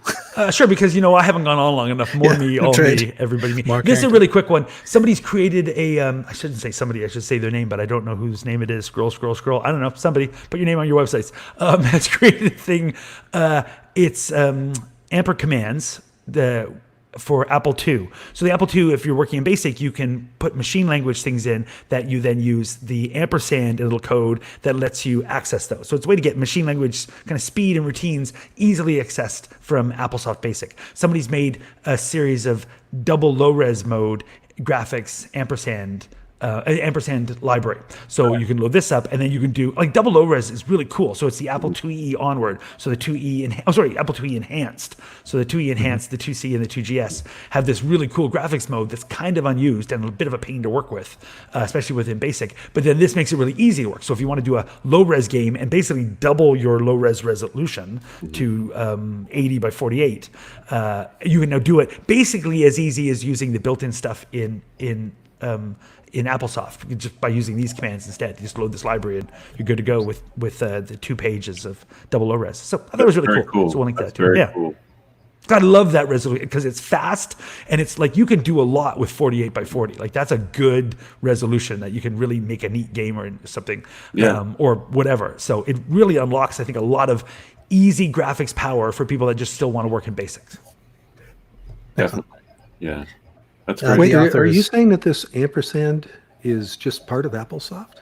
Yeah, like so what you can do with AppleSoft, you can put things, basically high level concept, you put machine language routines in certain places in memory, and then you can reference those using the ampersand command essentially. So it basically adds commands to AppleSoft. So in this case, for instance, you get, there's normally the gr command to go to graphics. This is ampersand gr will then switch to the double low res mode, and you get and so ampersand VLIN instead of just VLIN in this case will give you plotting in this, and the ampersand it just lets you create new commands that become valid AppleSoft tokens or keywords.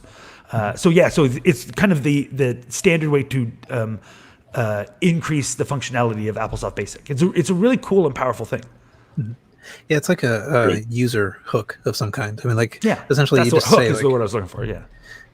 Like when you hit the ampersand, like when AppleSoft catches the ampersand, it'll jump to whatever address you set, and then the thing you send it to has to parse out like the next bit. So I used it a lot in modem drivers. So there would be a little ampersand A to answer the phone, or ampersand D to dial, or something like that. It's kind of like a ampersand is kind of like a go sub. Jump to this part of memory, it's going to handle it, and then it'll come back to you later.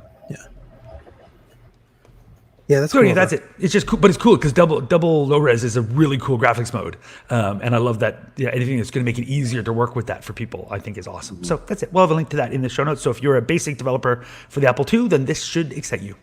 Yeah, very cool. And it's available. I wonder if it's when. So when did this come out? I wonder if it's in time for Hackfest. It might be. I know it was more than 2 weeks ago because this was we were going to include it in the last show, so it's over 2 weeks ago it was out because I had it in the show notes from then. So cool. I say that it is in time for Hackfest. Okay. What we're talking about is that at Kansas Fest generally there's this programming contest that takes over the time of the duration of the event, but there are some restrictions on what you can use things that are in the public, available to the public within a certain time frame. So you can't just like write up a library and then release it the day before Hackfest starts. It has to be sort of available to everybody. Because it kind of makes it unfair, because it's like you've got a thing that nobody else could have had access to. Yeah. Okay, I think we made it. So now, what's next? I guess we'll just say, and now a word from our sponsor. Because I don't think there's anything. We'll talk about Imagination Kansas Machine. Fest. Yeah. Okay. Let me get the Kansas Fest thing up. Okay. Are we ready? I think we are. And we're back. So this time, the host's retro computing gift idea is perhaps, I don't know if this is very creative, but at any rate, we're trying to think of what would be a good and timely thing to do for a gift idea. And the idea we had was to register somebody for Kansas Fest 2020. So we've talked about this repeatedly. The registration now is, I think it's just about to 400. I mean, like this. So this is a thing that usually happens in a dorm in Kansas City, Missouri, and it has sometimes gotten right around 100. But now that it's virtual this year, that it's being held virtually, the registration has shot up to 370 or something so far. So what that means, by the way, is that if you give this gift to someone right away, they will get a commemorative pin. But we only got 400 of those pins, so after that you can still register, but you will not get the pin. And there's a shirt that goes along with this. Blake was modeling the shirt on our stream. Yes. But so the registration is it's a $20 registration. It doesn't include the shirt, but it does include the pin if you're early enough in it. And basically what it will do is entitle you to be in the communication channels for the talks and things and stuff. So there's technologically this is going to take place on a Discord, if that is meaningful to people. So that will be a place where you can ask questions during the talk, and where you can sort of after hours have chats with people and stuff like that. So anyway, so that's it. That's the gift idea for this time. It is a $20 registration for yourself or the person you're trying to convince to become a retro computing enthusiast. As they should. So you guys, you're all registered? Everybody else on the show? I am. Ready to go. I am registered. I threatened to register my daughter, but she threatened me with various harm options, and so she didn't want it. She didn't want it recorded, in a log somewhere that she had attended Kansas Fest. I see. So Because it would hurt her employment. my can plan find out that my stuff plan is to later, register her silently. Without, I won't tell her, but I'll know. Do it quick so you can get a pin. That's right. Yeah. Yeah, So and I think, semi-seriously, it's not. I think, well, yeah, there probably would be certain ways that you could use kind of like a throwaway email address to get at the Discord, but if you don't want your name to be public, it doesn't have to be public. It is possible for you to follow along and so forth without. I think it's always been the advertising. case, at least as far as I can remember, that when you register, it even says like, "Hey, can we use your name and stuff in things?" And you could just uncheck that. Yeah. Yeah, that's the thing about Kansas Fest. In all seriousness, it's always been all retro things are so just like it's all white guys, but like Kansas Fest is still. It seems to be a thing that's always tried to be really inclusive and try to say like, hey, if somebody else wants to come and they have difficulty with stairs, we're like, okay, we can get you on the ground floor. Or somebody says, I have difficulty with noise. Great, we got a quiet section. I want to feel safer doing this. Great. I don't want my photo taken. Great, we'll have different color badges. Like it does seem to have always been this thing that's really trying to be more inclusive than your typical nerd gathering. And I've always really liked that about it. So it is unsurprising that the Kansas Fest, of course, has a checkbox that says, like, I don't want my name shown. Great, no problem. Like just... Yeah. It's really good about that. I dig it. I mean, there's obviously problems with every gathering of nerds always, but Kansas Fest really tries to be better than most. I like it. Mm-hmm. Well, I'm looking forward to this. Will be my first year, but again, it's quite a bit lower bar to attendance as far as the trek out. I look forward. I hope and I imagine that it will be one day back as a physical gathering, and which I guess would be. Because right now, this is, I guess, Kansas Fest, from what I've heard online, would be Kansas Fest without the funk. But then in person, it's Kansas Fest with I think the K-Fest funk. I think the song was even written about it, if I'm not mistaken. There was indeed a K-Fest funk song.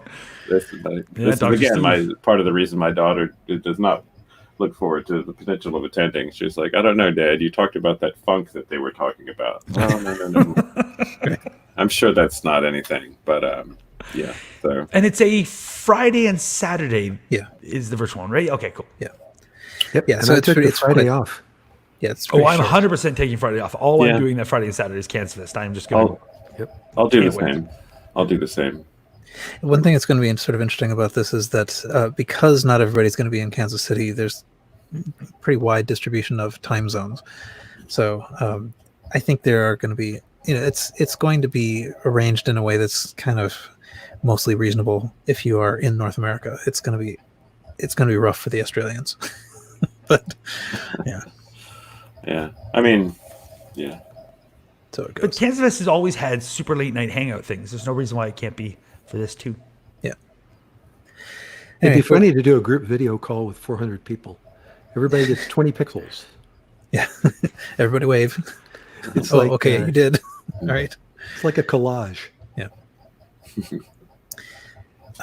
Okay. Anyway, so we can, I guess, move on to. So after you've paid for your registration fee, you buy stuff on eBay. It's too cheap. I mean, I think it's great that it's only $20, and that's going to be enough to support the video. That's why there's going to be 1,000 people. But yeah, I mean, it's covering the pins. That's largely what it's doing. Am I supposed to have received a pin? Because I registered at some point. No. They just got mailed out So the international ones just got mailed out, I think, like days ago, and I think the domestic ones are coming in shortly. I mean, like I think mine has been shipped, and yours probably will be soon. But like this was within the last 24 hours. Did they go UPS? I don't think so. I think it's probably just the regular USPS. Postal? Okay. Yeah.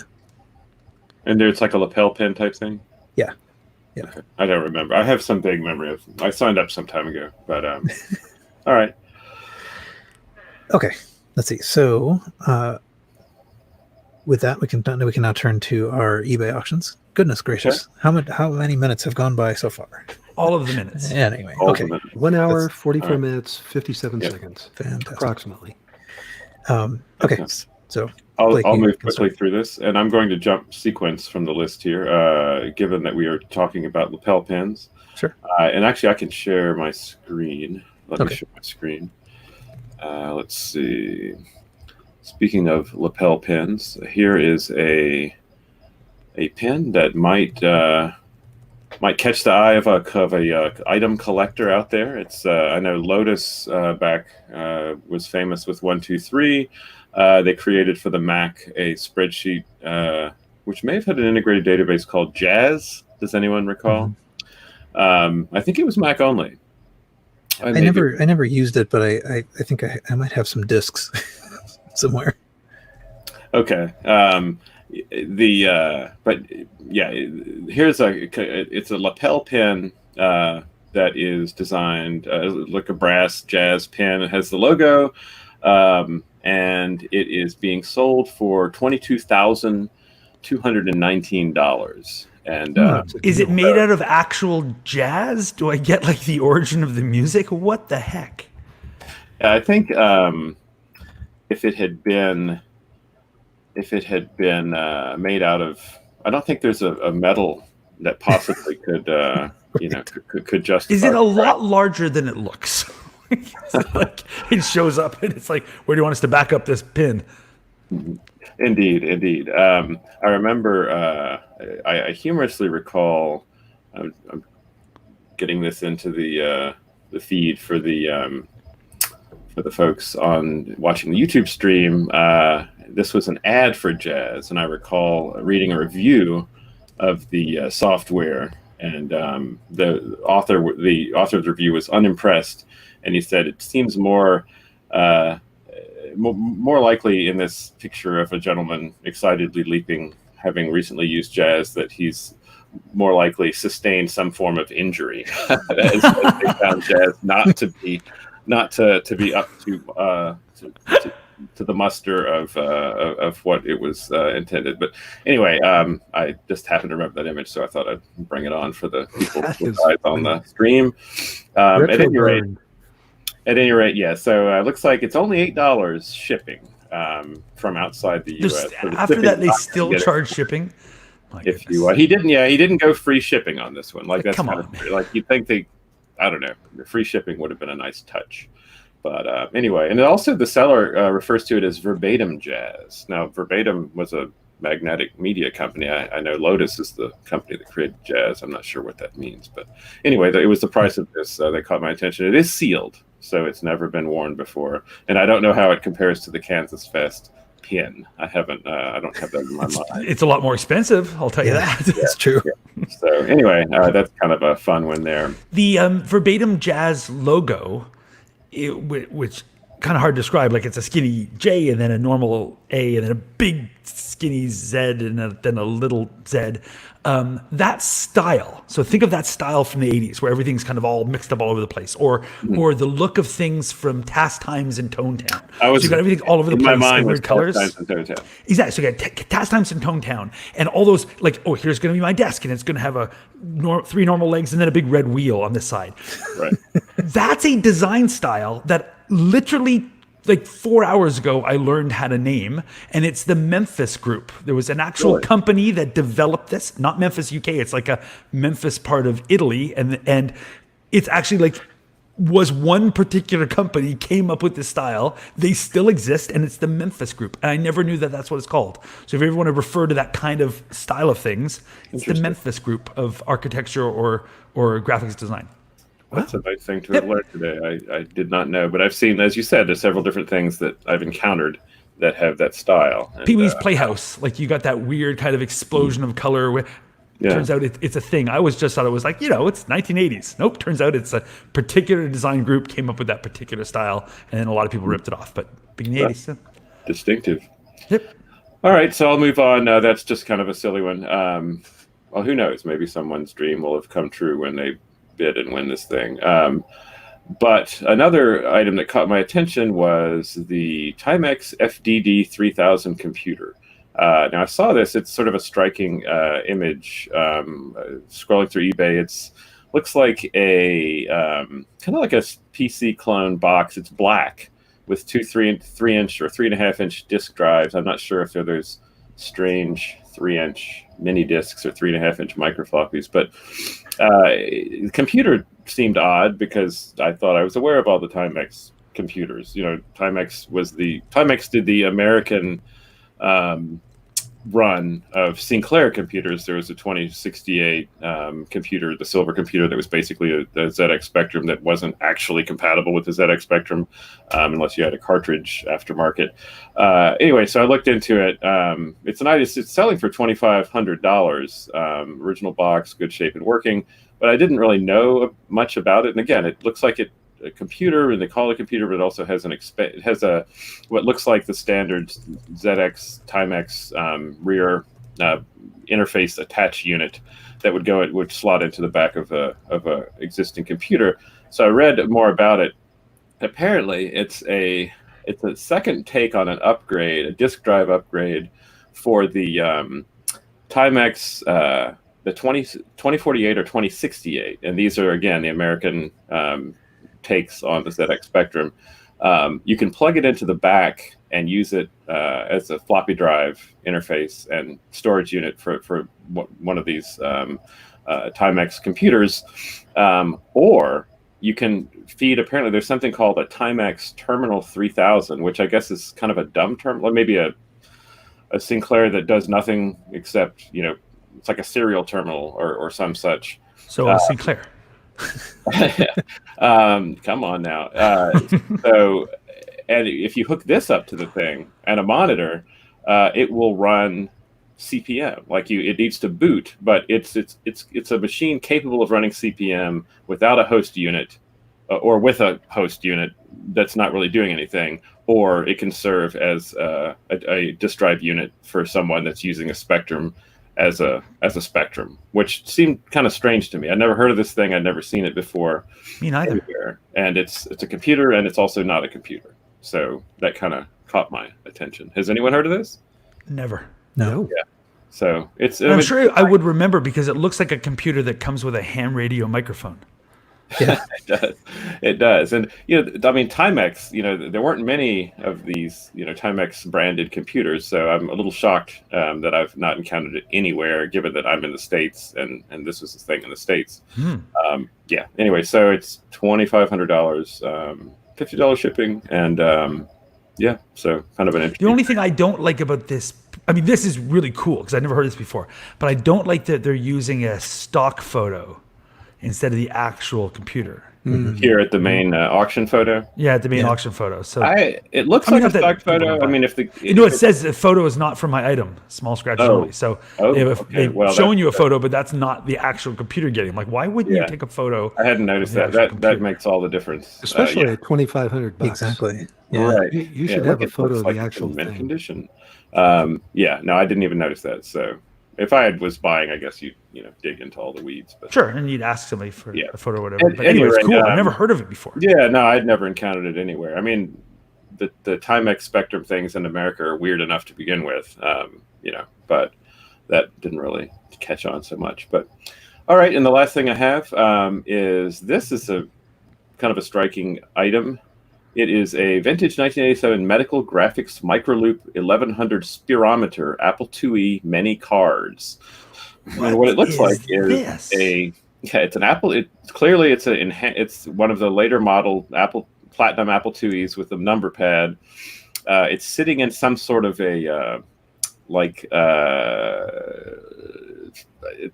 basically it looks like someone inserted a 2E, a disk drive, and a monitor into a war game style missile silo control deck, and basically that's what it looks like. You've got one disk drive, a monitor. The 2E, you can see from the picture, there's no cover on the 2E slot bays. If you look on the back, there's a air flow tube, and a spirometer. For those unaware, is a medical device that is able to determine how much air you're able to move, like if you're breathing to check. I think we take like an asthma test, that kind of thing. That sort of thing. So this looks like it's around back. There's this tube that presumably the patient would blow in. Medical Graphics Corporation label on the back. Here we see a picture of it without the protective cover. It's basically a vertical table with a 2E and accessories, and around back there's a shot of the 2E. It's just a standard 2E sitting in this enclosure, and it's full of cards, and the description explains that it's loaded with the following cards. It has 80 column RAM expansion, an Apple Cat 2 modem, an expansion card for 1200 baud, a microbuffer 2, a disk 2 card, a interactive structure A113-A 16-channel AD card. One was used on the space shuttle. I don't know if they used one in a 2E on the space shuttle. I'm not sure how they would use that if it wasn't in a 2E on the space shuttle, or that seemed a curious detail to me. At any rate, it also has a Titan accelerator. It's a 6502 accelerator and a Titan RAM expansion. So anyway, apparently they were able to get it to boot partially, but it belonged to a collector who's downsizing, and it was a consignment sale. No guarantee of functionality because electronics can fail at any time, but it does look like the picture shows it with something on the screen. And it's an interesting thing. Medical Graphics Corporation is the company that it has the label and the logo, but I don't know if Medical Graphics, if what it does when you blow through this tube is it visually plots some sort of a scenario that's graphic related to your output capacity. But anyway, it's surely a striking and unusual usage of a 2E, at least in my opinion. So this one, just the sight of it caught my attention. It goes for $4,999 and is free local pickup. So this is very, very cool. I've never seen anything like this before. It looks like, in time travel books they always say you got to worry about, like, if you travel back in time, you might end up inside a tree. It's like somebody sent their Apple II back in time and ended up inside a medical device thing, because it's just like half of an Apple II sticking out the front of another thing. This is very cool. Neat. Yeah. That's well put. That's indeed that it does seem to be that sort of scenario. But yeah, very strange. And the you can see the faceplate, the disk drive cutout on this enclosure perfectly fits this particular Unidisc. So clearly a precision design. It would be a cool way to just use an Apple II, even if it could be working. Like, if just to have an Apple II working this way, it's just really neat. Yeah. There's a cutout just above the disk drive for a second disk drive too. Yes, and I presume there's some knobs above. Presumably those are to do with the air input or output. Anyway, it seemed it was a curious thing. Yep. So that was that's my eBay selection. So there we go. Yeah, I guess I think of this as being something a little bit like what you could these days use a Raspberry Pi or an Arduino or something for. Like it's sort of like you pick up the brain and you put it in your device. Right. And the brains of the times were Apple IIes. But this must have been from some time ago. I guess this Platinum 2E of this sort came out in very end of the 80s, I guess, or maybe the early 90s. Probably the very late 80s. I know this was the last Apple II produced. Was the Platinum wide Apple, the 2E with the number pad. All right. Okay, Carrington, you have the next thing. Oh yeah, I've got just a really quick one. And I've shared the screen here for people to look at home. So it's the Works, which is like a Works software thing. We all know kind of what that concept is, but I don't know this one. Paul probably has 17 of these, but this struck me as kind of weird because it says a complete collection of home software. It's still sealed. It's by First Star Software. So I know them because they did Boulderworks, Boulder Dash. Anyway, that one, one of those ones. So we talked about a couple episodes ago how that it's a game that Blake doesn't like, and so I guess maybe that was why it was on my mind. But I didn't know they did Works software, and this is interesting because it's the Works by one particular person, this Fernando Herrera, and it's just neat. So it's Works software. It's got a letter writer, loans investment calculator, weights measure, blah, blah, blah, typing teacher, graphics painter, music composer, like a whole bunch of stuff by what I think of as a pretty famous Apple II games developer. But it's this Fernando Herrera. And it's $100. It's still sealed. Do anybody you know this software? Have you seen it before? Do you have it? How many copies do you have, Paul? I have. I do not have it. I have seen, I think, this listing before, but I mean, apart from that, I don't think I've seen it. Didn't tempt you to buy it then? I don't know. I have no. And like in a way, it seems a little bit unfair. It's like I wouldn't. It wouldn't be interesting to use. Like it doesn't seem fun, and so I am kind of predisposed not to get it, even though I mean, like, it might well be unpreserved. Okay. Oh, yeah. Anyway, yeah, no, I mean, I certainly didn't know people using it in the day. Well, anyway, that's what I got. We're gonna have couple of links in the show notes as well for people to look at. I found the First Star Software still exists and is still making software, so that's cool. So we'll have a link to them in case you want to see what they're up to now. And also, we were talking about Kay Savitz. He interviewed Fernando Herrera, turns out, and so I just found that, and we'll have the link to his interview in the show notes as well. Very interesting. Yeah. First Star Software. I thought, I had some other concept for this company. Like I thought that they did actually some other stuff apart from games, but it really does look like it's games and then this one like business title. So anyway, all right. Because they did I think Spy versus Spy. Like I think of them as one of the game for Apple II, but for other things, like a game publisher. And then suddenly there's this Works by this particular person. I'm like, what is this? So anyway, that's it.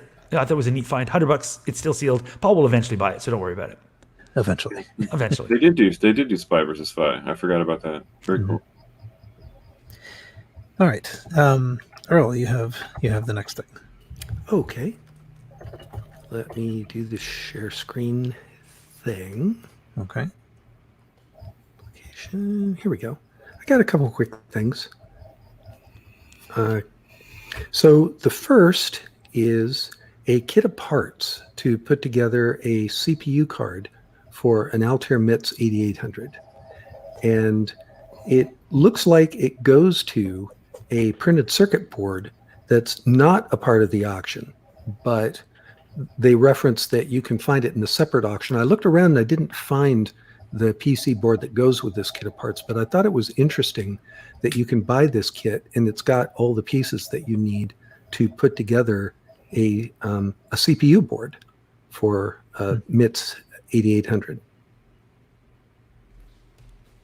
So it's got a bunch of chips. If you, let me see if I can get to this screen here and over. If you zoom in for folks who are playing the home game, you can see that you've got some chip tubes here. They've got a variety of, looks like 7400 logic chips, et cetera, et cetera. Maybe that big tube is for the CPU.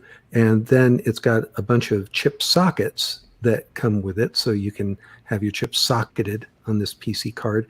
And it's got a number of the passive components like resistors and capacitors that kind of thing.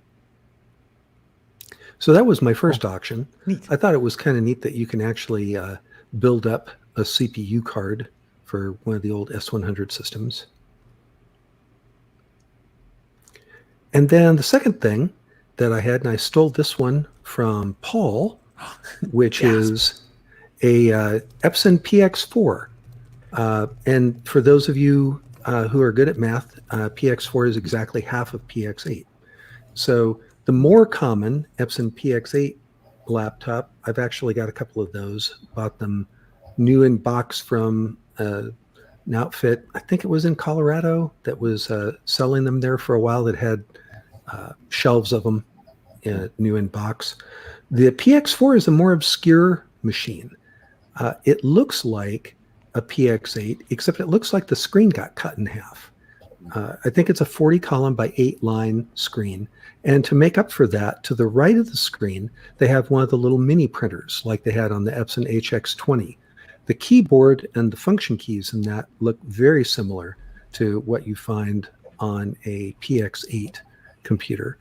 I don't know as very much actually about this particular unit. I don't think that we had them at Epson before I actually left Epson. Don't remember the exact date. If they also mentioned for this particular auction that this was part of a bigger component. Let me see what they say here. Oh, I see. Yeah, that's why I guess maybe why it's labeled as this like IVE thing. They say it came in a big suitcase, weighed about 50 pounds. They've extracted the PX4 from the bigger unit that this was part of. So who knows? Maybe it was another computer and a peak flow meter or something like that. Like that Apple II. And they mention also that along with the auction comes a couple of hard to find cables. And I will say that's true. For the PX4 and the PX8, there can be some cables that are difficult to find for those units. So it's kind of cool that it comes with those. I wonder if I actually purchased a new in-box PX8 from the same place that you did, Earl, after you mentioned it on Retrobits podcast. I actually went out there, and I didn't go out there. I called them up and ordered one. I don't know why I said I went out there, but presumably the PX4 also runs in a novel fashion CPM, I guess, because I know the PX8 very in a move that seems pretty curious to me runs CPM. I wonder if the PX4 does as well. You know, I think I remember that being the case, but I just can't say for sure. Yeah, the auction certainly have ROM, like their boot CPM off of a ROM chip, which is just interesting to me. Yeah, it's amazing. CPM 2.2 in ROM. So you just turn it on and boom, it's there. I'll look that up while we're going to the next ones. Make sure that that's the case. The auction itself does claim that it's a CPM. I mean, that's CPM machine. And so does Wikipedia. Yeah. So, Yeah. Yeah, cool. I know that I was aware of the existence of the PX4 and had looked around for them at some point. But I think this may be the first that I've seen. So, anyway, cool. Is it me now? I think it might be me. Your turn. Okay, I will get my screen up here. I think it is this one. All right. Okay, I have a few things. I may skip over some things. I don't know. One never knows with me. So the first thing that I wanted to just point out is that there's, as I was looking through the eBay listings, I came across one of the gray bags that is designed for the Apple IIc. So it's basically the carrying bag, the Apple IIc. And I think it really does seem like we've gotten to a point where people don't know what these are anymore. So this particular one I had actually picked for the recording 2 weeks ago, and no one bought it, and it's still here. So it's in basically perfect shape. It's $25 starting bid, shipping from St. Paul. But I mean, like these, I would say these are worth more than that. Yep. I had one for my 2C, and I definitely paid more than $25. Yeah. This seller actually mentions that the seller says, from my days selling Apple computers back in the 1980s. So this is somebody who should know what this is, but basically doesn't even mention the Apple IIc connection to it. So if you're searching for it, you wouldn't know how to find it. There's another one that I found that's being sold as for a buy it now of $50. This one is listed as vintage Apple Macintosh computer briefcase. So again, could be used for that. I mean, you could use it for that, but it's more special than that. It's designed for the 2C. So this is how you get your 2C out to the beach. That's right. Exactly. So anyway, I don't know how to suggest trying to find one of these since nobody knows how to list them. I guess you basically just search for anything that mentions Apple, but they're out there. Good luck with that. Yeah. Okay, so the next thing I have, I thought this was just somewhat interesting. I guess it's a light pen. So the thing, okay, so let's see. The actual, it's a SimTech light pen for Apple computers. It's from 1980, so it's a very sort of early light pen. But the thing that kind of caught my attention about it. So there's a couple. It's a light pen. It's kind of an interesting peripheral, but it was also packed in foam, and the foam has deteriorated badly. And I don't know if it looks like it was packed in blue flour. Yeah, I mean, yeah. Looking at the image that you're showing on your screen, it sort of looks like an archaeological find that they've chipped out of some sort of a loose sandstone, and revealing the interface and the tape, the audio tape that teaches you how to use it, presumably. It's very, so the problem is, of course, when these were new, the foam was nice and it contained everything and protected everything. And, I've had a couple of things that are like this where it's just sort of turned to sand. And it's quite sad. Like as a seller, you might go ahead and abandon the foam despite its original purpose, given that it's turned into such a nightmarish sort of alternate substance. Well, I have to say that it doesn't. It doesn't enhance the value. I wouldn't say. I'm not tempted to pay more for it because it has the original foam. I'm tempted to say this looks like garbage. How about less than $80? But I'd take the compressed air to that, maybe. Yeah. I have something that's it's a voice recognition card that you plug into your Apple II and it's got a little headset and stuff like that. And it's packed much the same way as this. I have it. It's in a box full of foam, and it's all deteriorated, and I don't want to even think about it. It's someday I'm going to get to it, but it's gonna be a big mess. Anyway, so I kind of wanted to just sort of point out what happens to foam. Anyway, okay, so let's see what's next.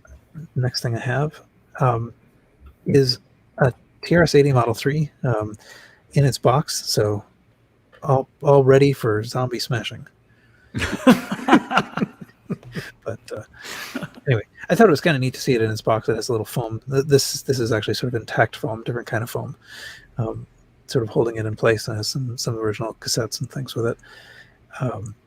It looks like it doesn't have the floppy drives. It was the model that came without the floppy drives, and you'd either use cassette or buy the floppy enhancement. Oh, look at that. It's well spotted. Yeah, that's pretty interesting. Yeah. I didn't even know there was a version that didn't come. I thought they all came with at least one.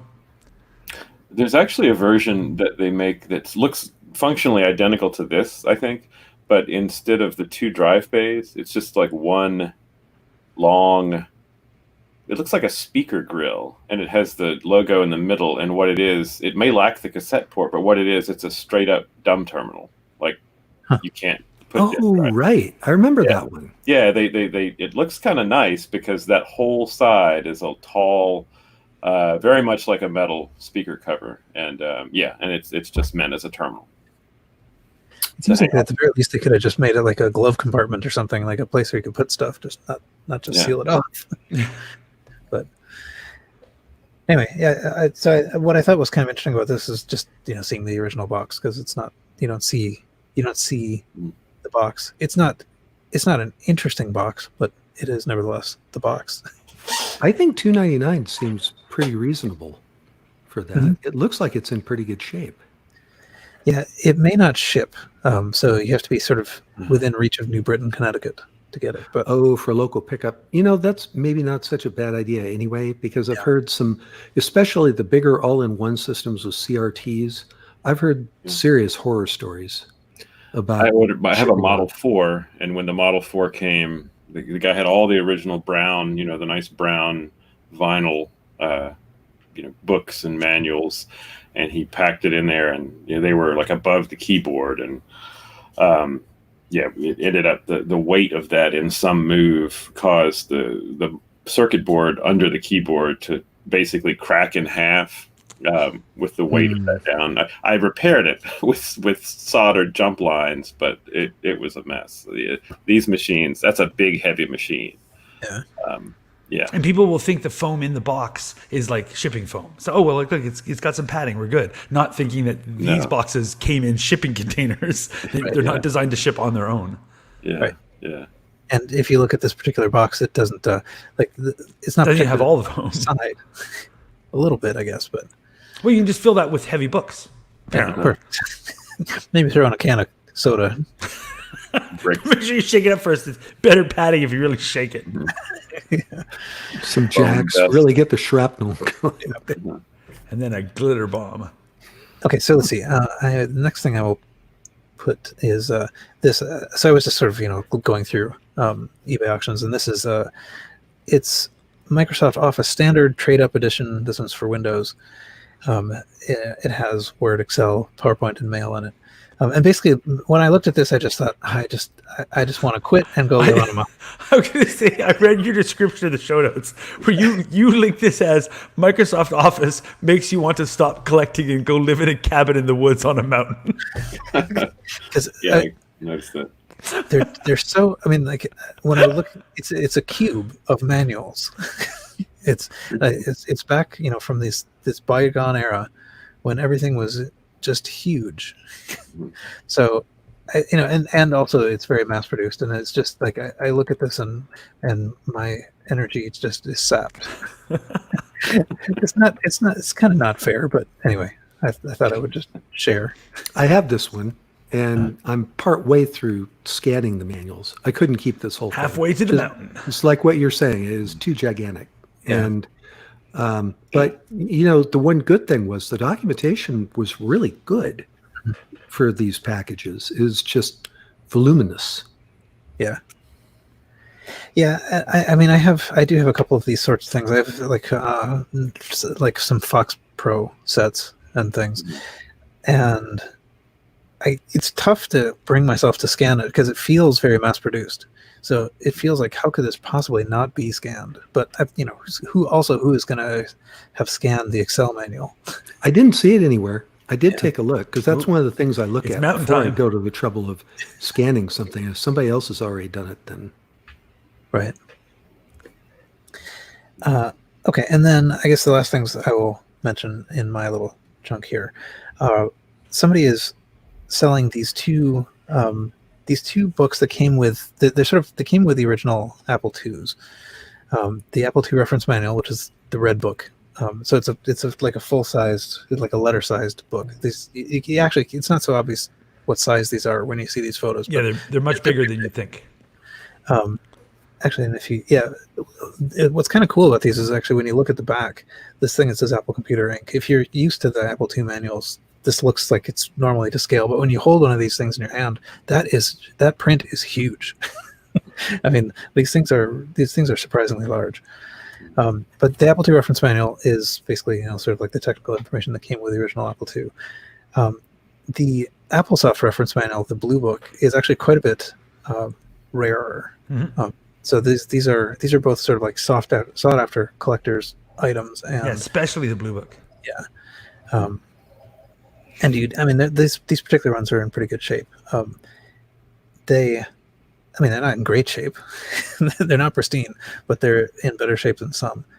But the price, the buy it now price to get these is $650.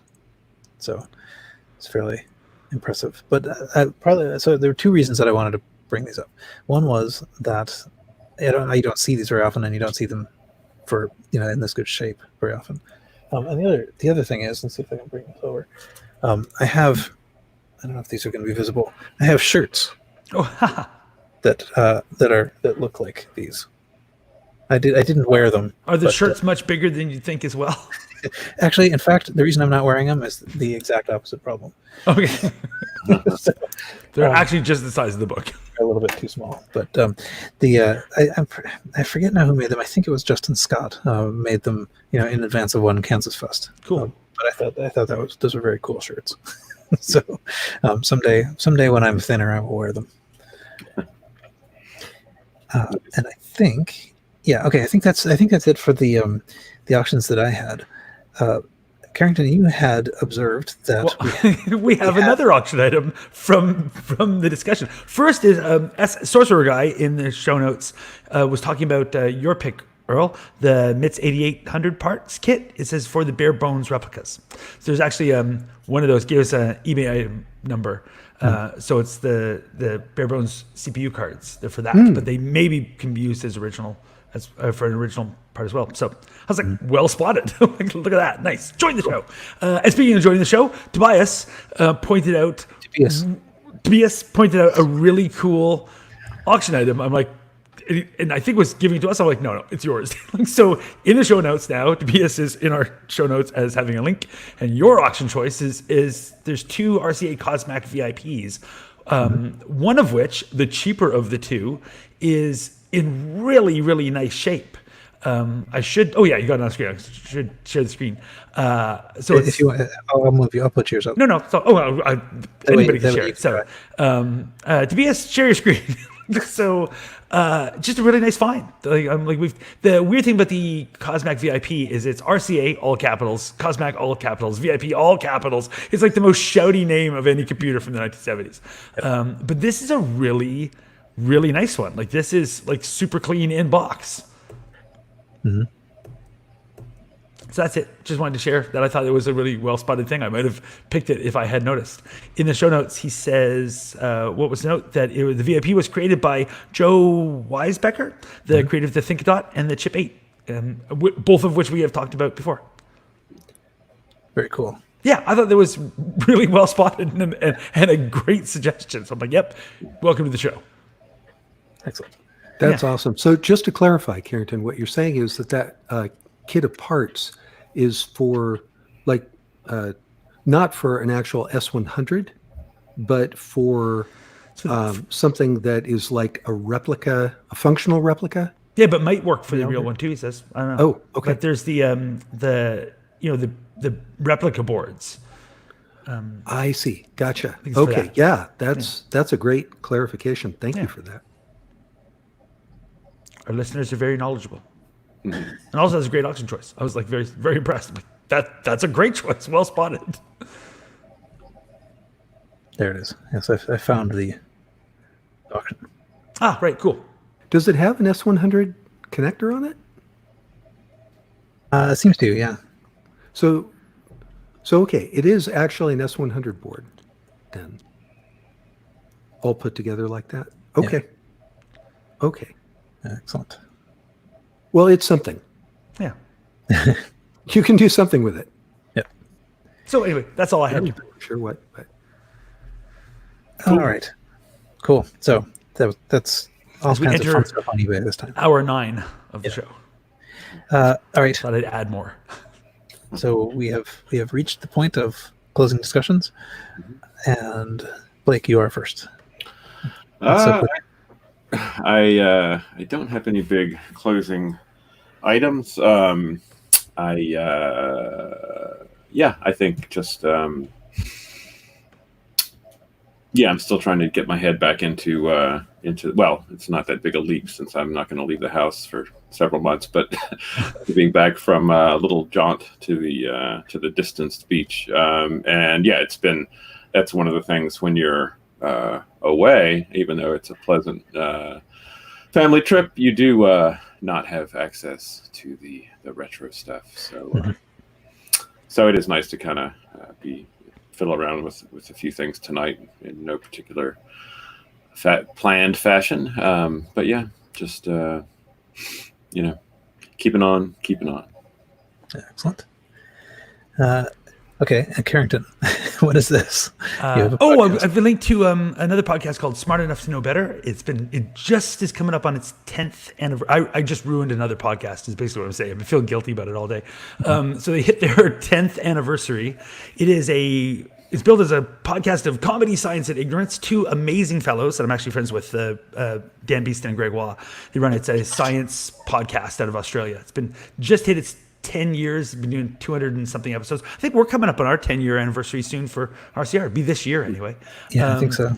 Yeah, so they normally interview experts about things, and so for their 10th anniversary celebration, they asked me to interview them instead. So because I'm pals with these guys, so I was on last night. We recorded and I interviewed them, and it was like the lowest energy thing I've ever done.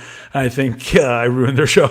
Again, I've been feeling guilty about it all day, but it's such a good podcast. And so anyway, people should listen to it, except maybe don't listen to the one that I just hosted. So, but they have 220 something episodes previous to that are all amazing, and then then I came on board and ruined everything. Been feeling bad all day, man. I was like low energy. I don't know. You can't knock them all out of the park. But low energy Carrington. I know low energy Carrington. I don't know. I was got too much in my head about it. Too much pressure or something. I don't know. That one. So you have to watch now. Yeah. So I guess, but it's an amazing show. Like it's an amazing podcast. It's one of I've been listening since episode 1. So just it's brilliant. What they do is they talk about like stuff in science. One of them's an actual science communicator. They both have backgrounds in comedy and improv though. So you can imagine like two improv guys who are really into science then interviewing scientists, like sometimes about obscure things or sometimes about like how you'd reboot the universe or like bizarre things or beer in space and just cool stuff. But this sounds like a podcast that'd be made for me. It's like, but imagine it's hosted by like excited monkeys who just really want to learn, but they're just like, it's just, and they do comedy skits and they just like it. It's amazing. So it's called Smart Enough to Know Better. I love it. I've loved it for 10 years. It's one of those, everyone likes podcasts. Will have a couple of podcasts where when the episode of that comes out, you just like drop everything and listen. This is one of those for me. Like I just drop everything and listen when there's a new SE2KB. I just adore it. And then they asked me on last night to interview them, and I was like, oh God, what have I done? So I've been feeling, so this is the look of Carrington guilt. I've been feeling guilty all day. But I do recommend so hopefully I will bring new listeners so I can make up for what I've done to them. I will certainly listen. Yeah. No, it sounds interesting. Highly recommend it. Like just honestly, just pick an episode and listen. It's amazing. And I'm betting that you did probably 3 times a better job than you think. Yeah. Oh, I've done a lot of podcasts. Sure. I know when I'm okay, and I know when I've got like, oh God. Yes, right. I know, really. But it is what it is. So. Excellent. Earl, more podcasts that we should be listening to instead of the RCR. Yeah. Well, I hope so. I had 2 things to talk about, but I'm just going to talk about one because we're a little over time, and I want to do the other justice. So. I had a couple of really exciting donations to my collection. I'll talk about that next time. This time, I just want to mention that Randy Kindig of Floppy Days and Antic has teamed up with me to reboot a podcast that I started a few years ago, but then just kind of stumbled and didn't do any more with, but wanted to get it going again. It's called Next Without 4, which is an obscure reference to a basic error that you can get when you're programming. And the podcast is actually about programming. It's about programming retro computers, modern day. It's about how we programmed retro computers when they were retro, back in the day.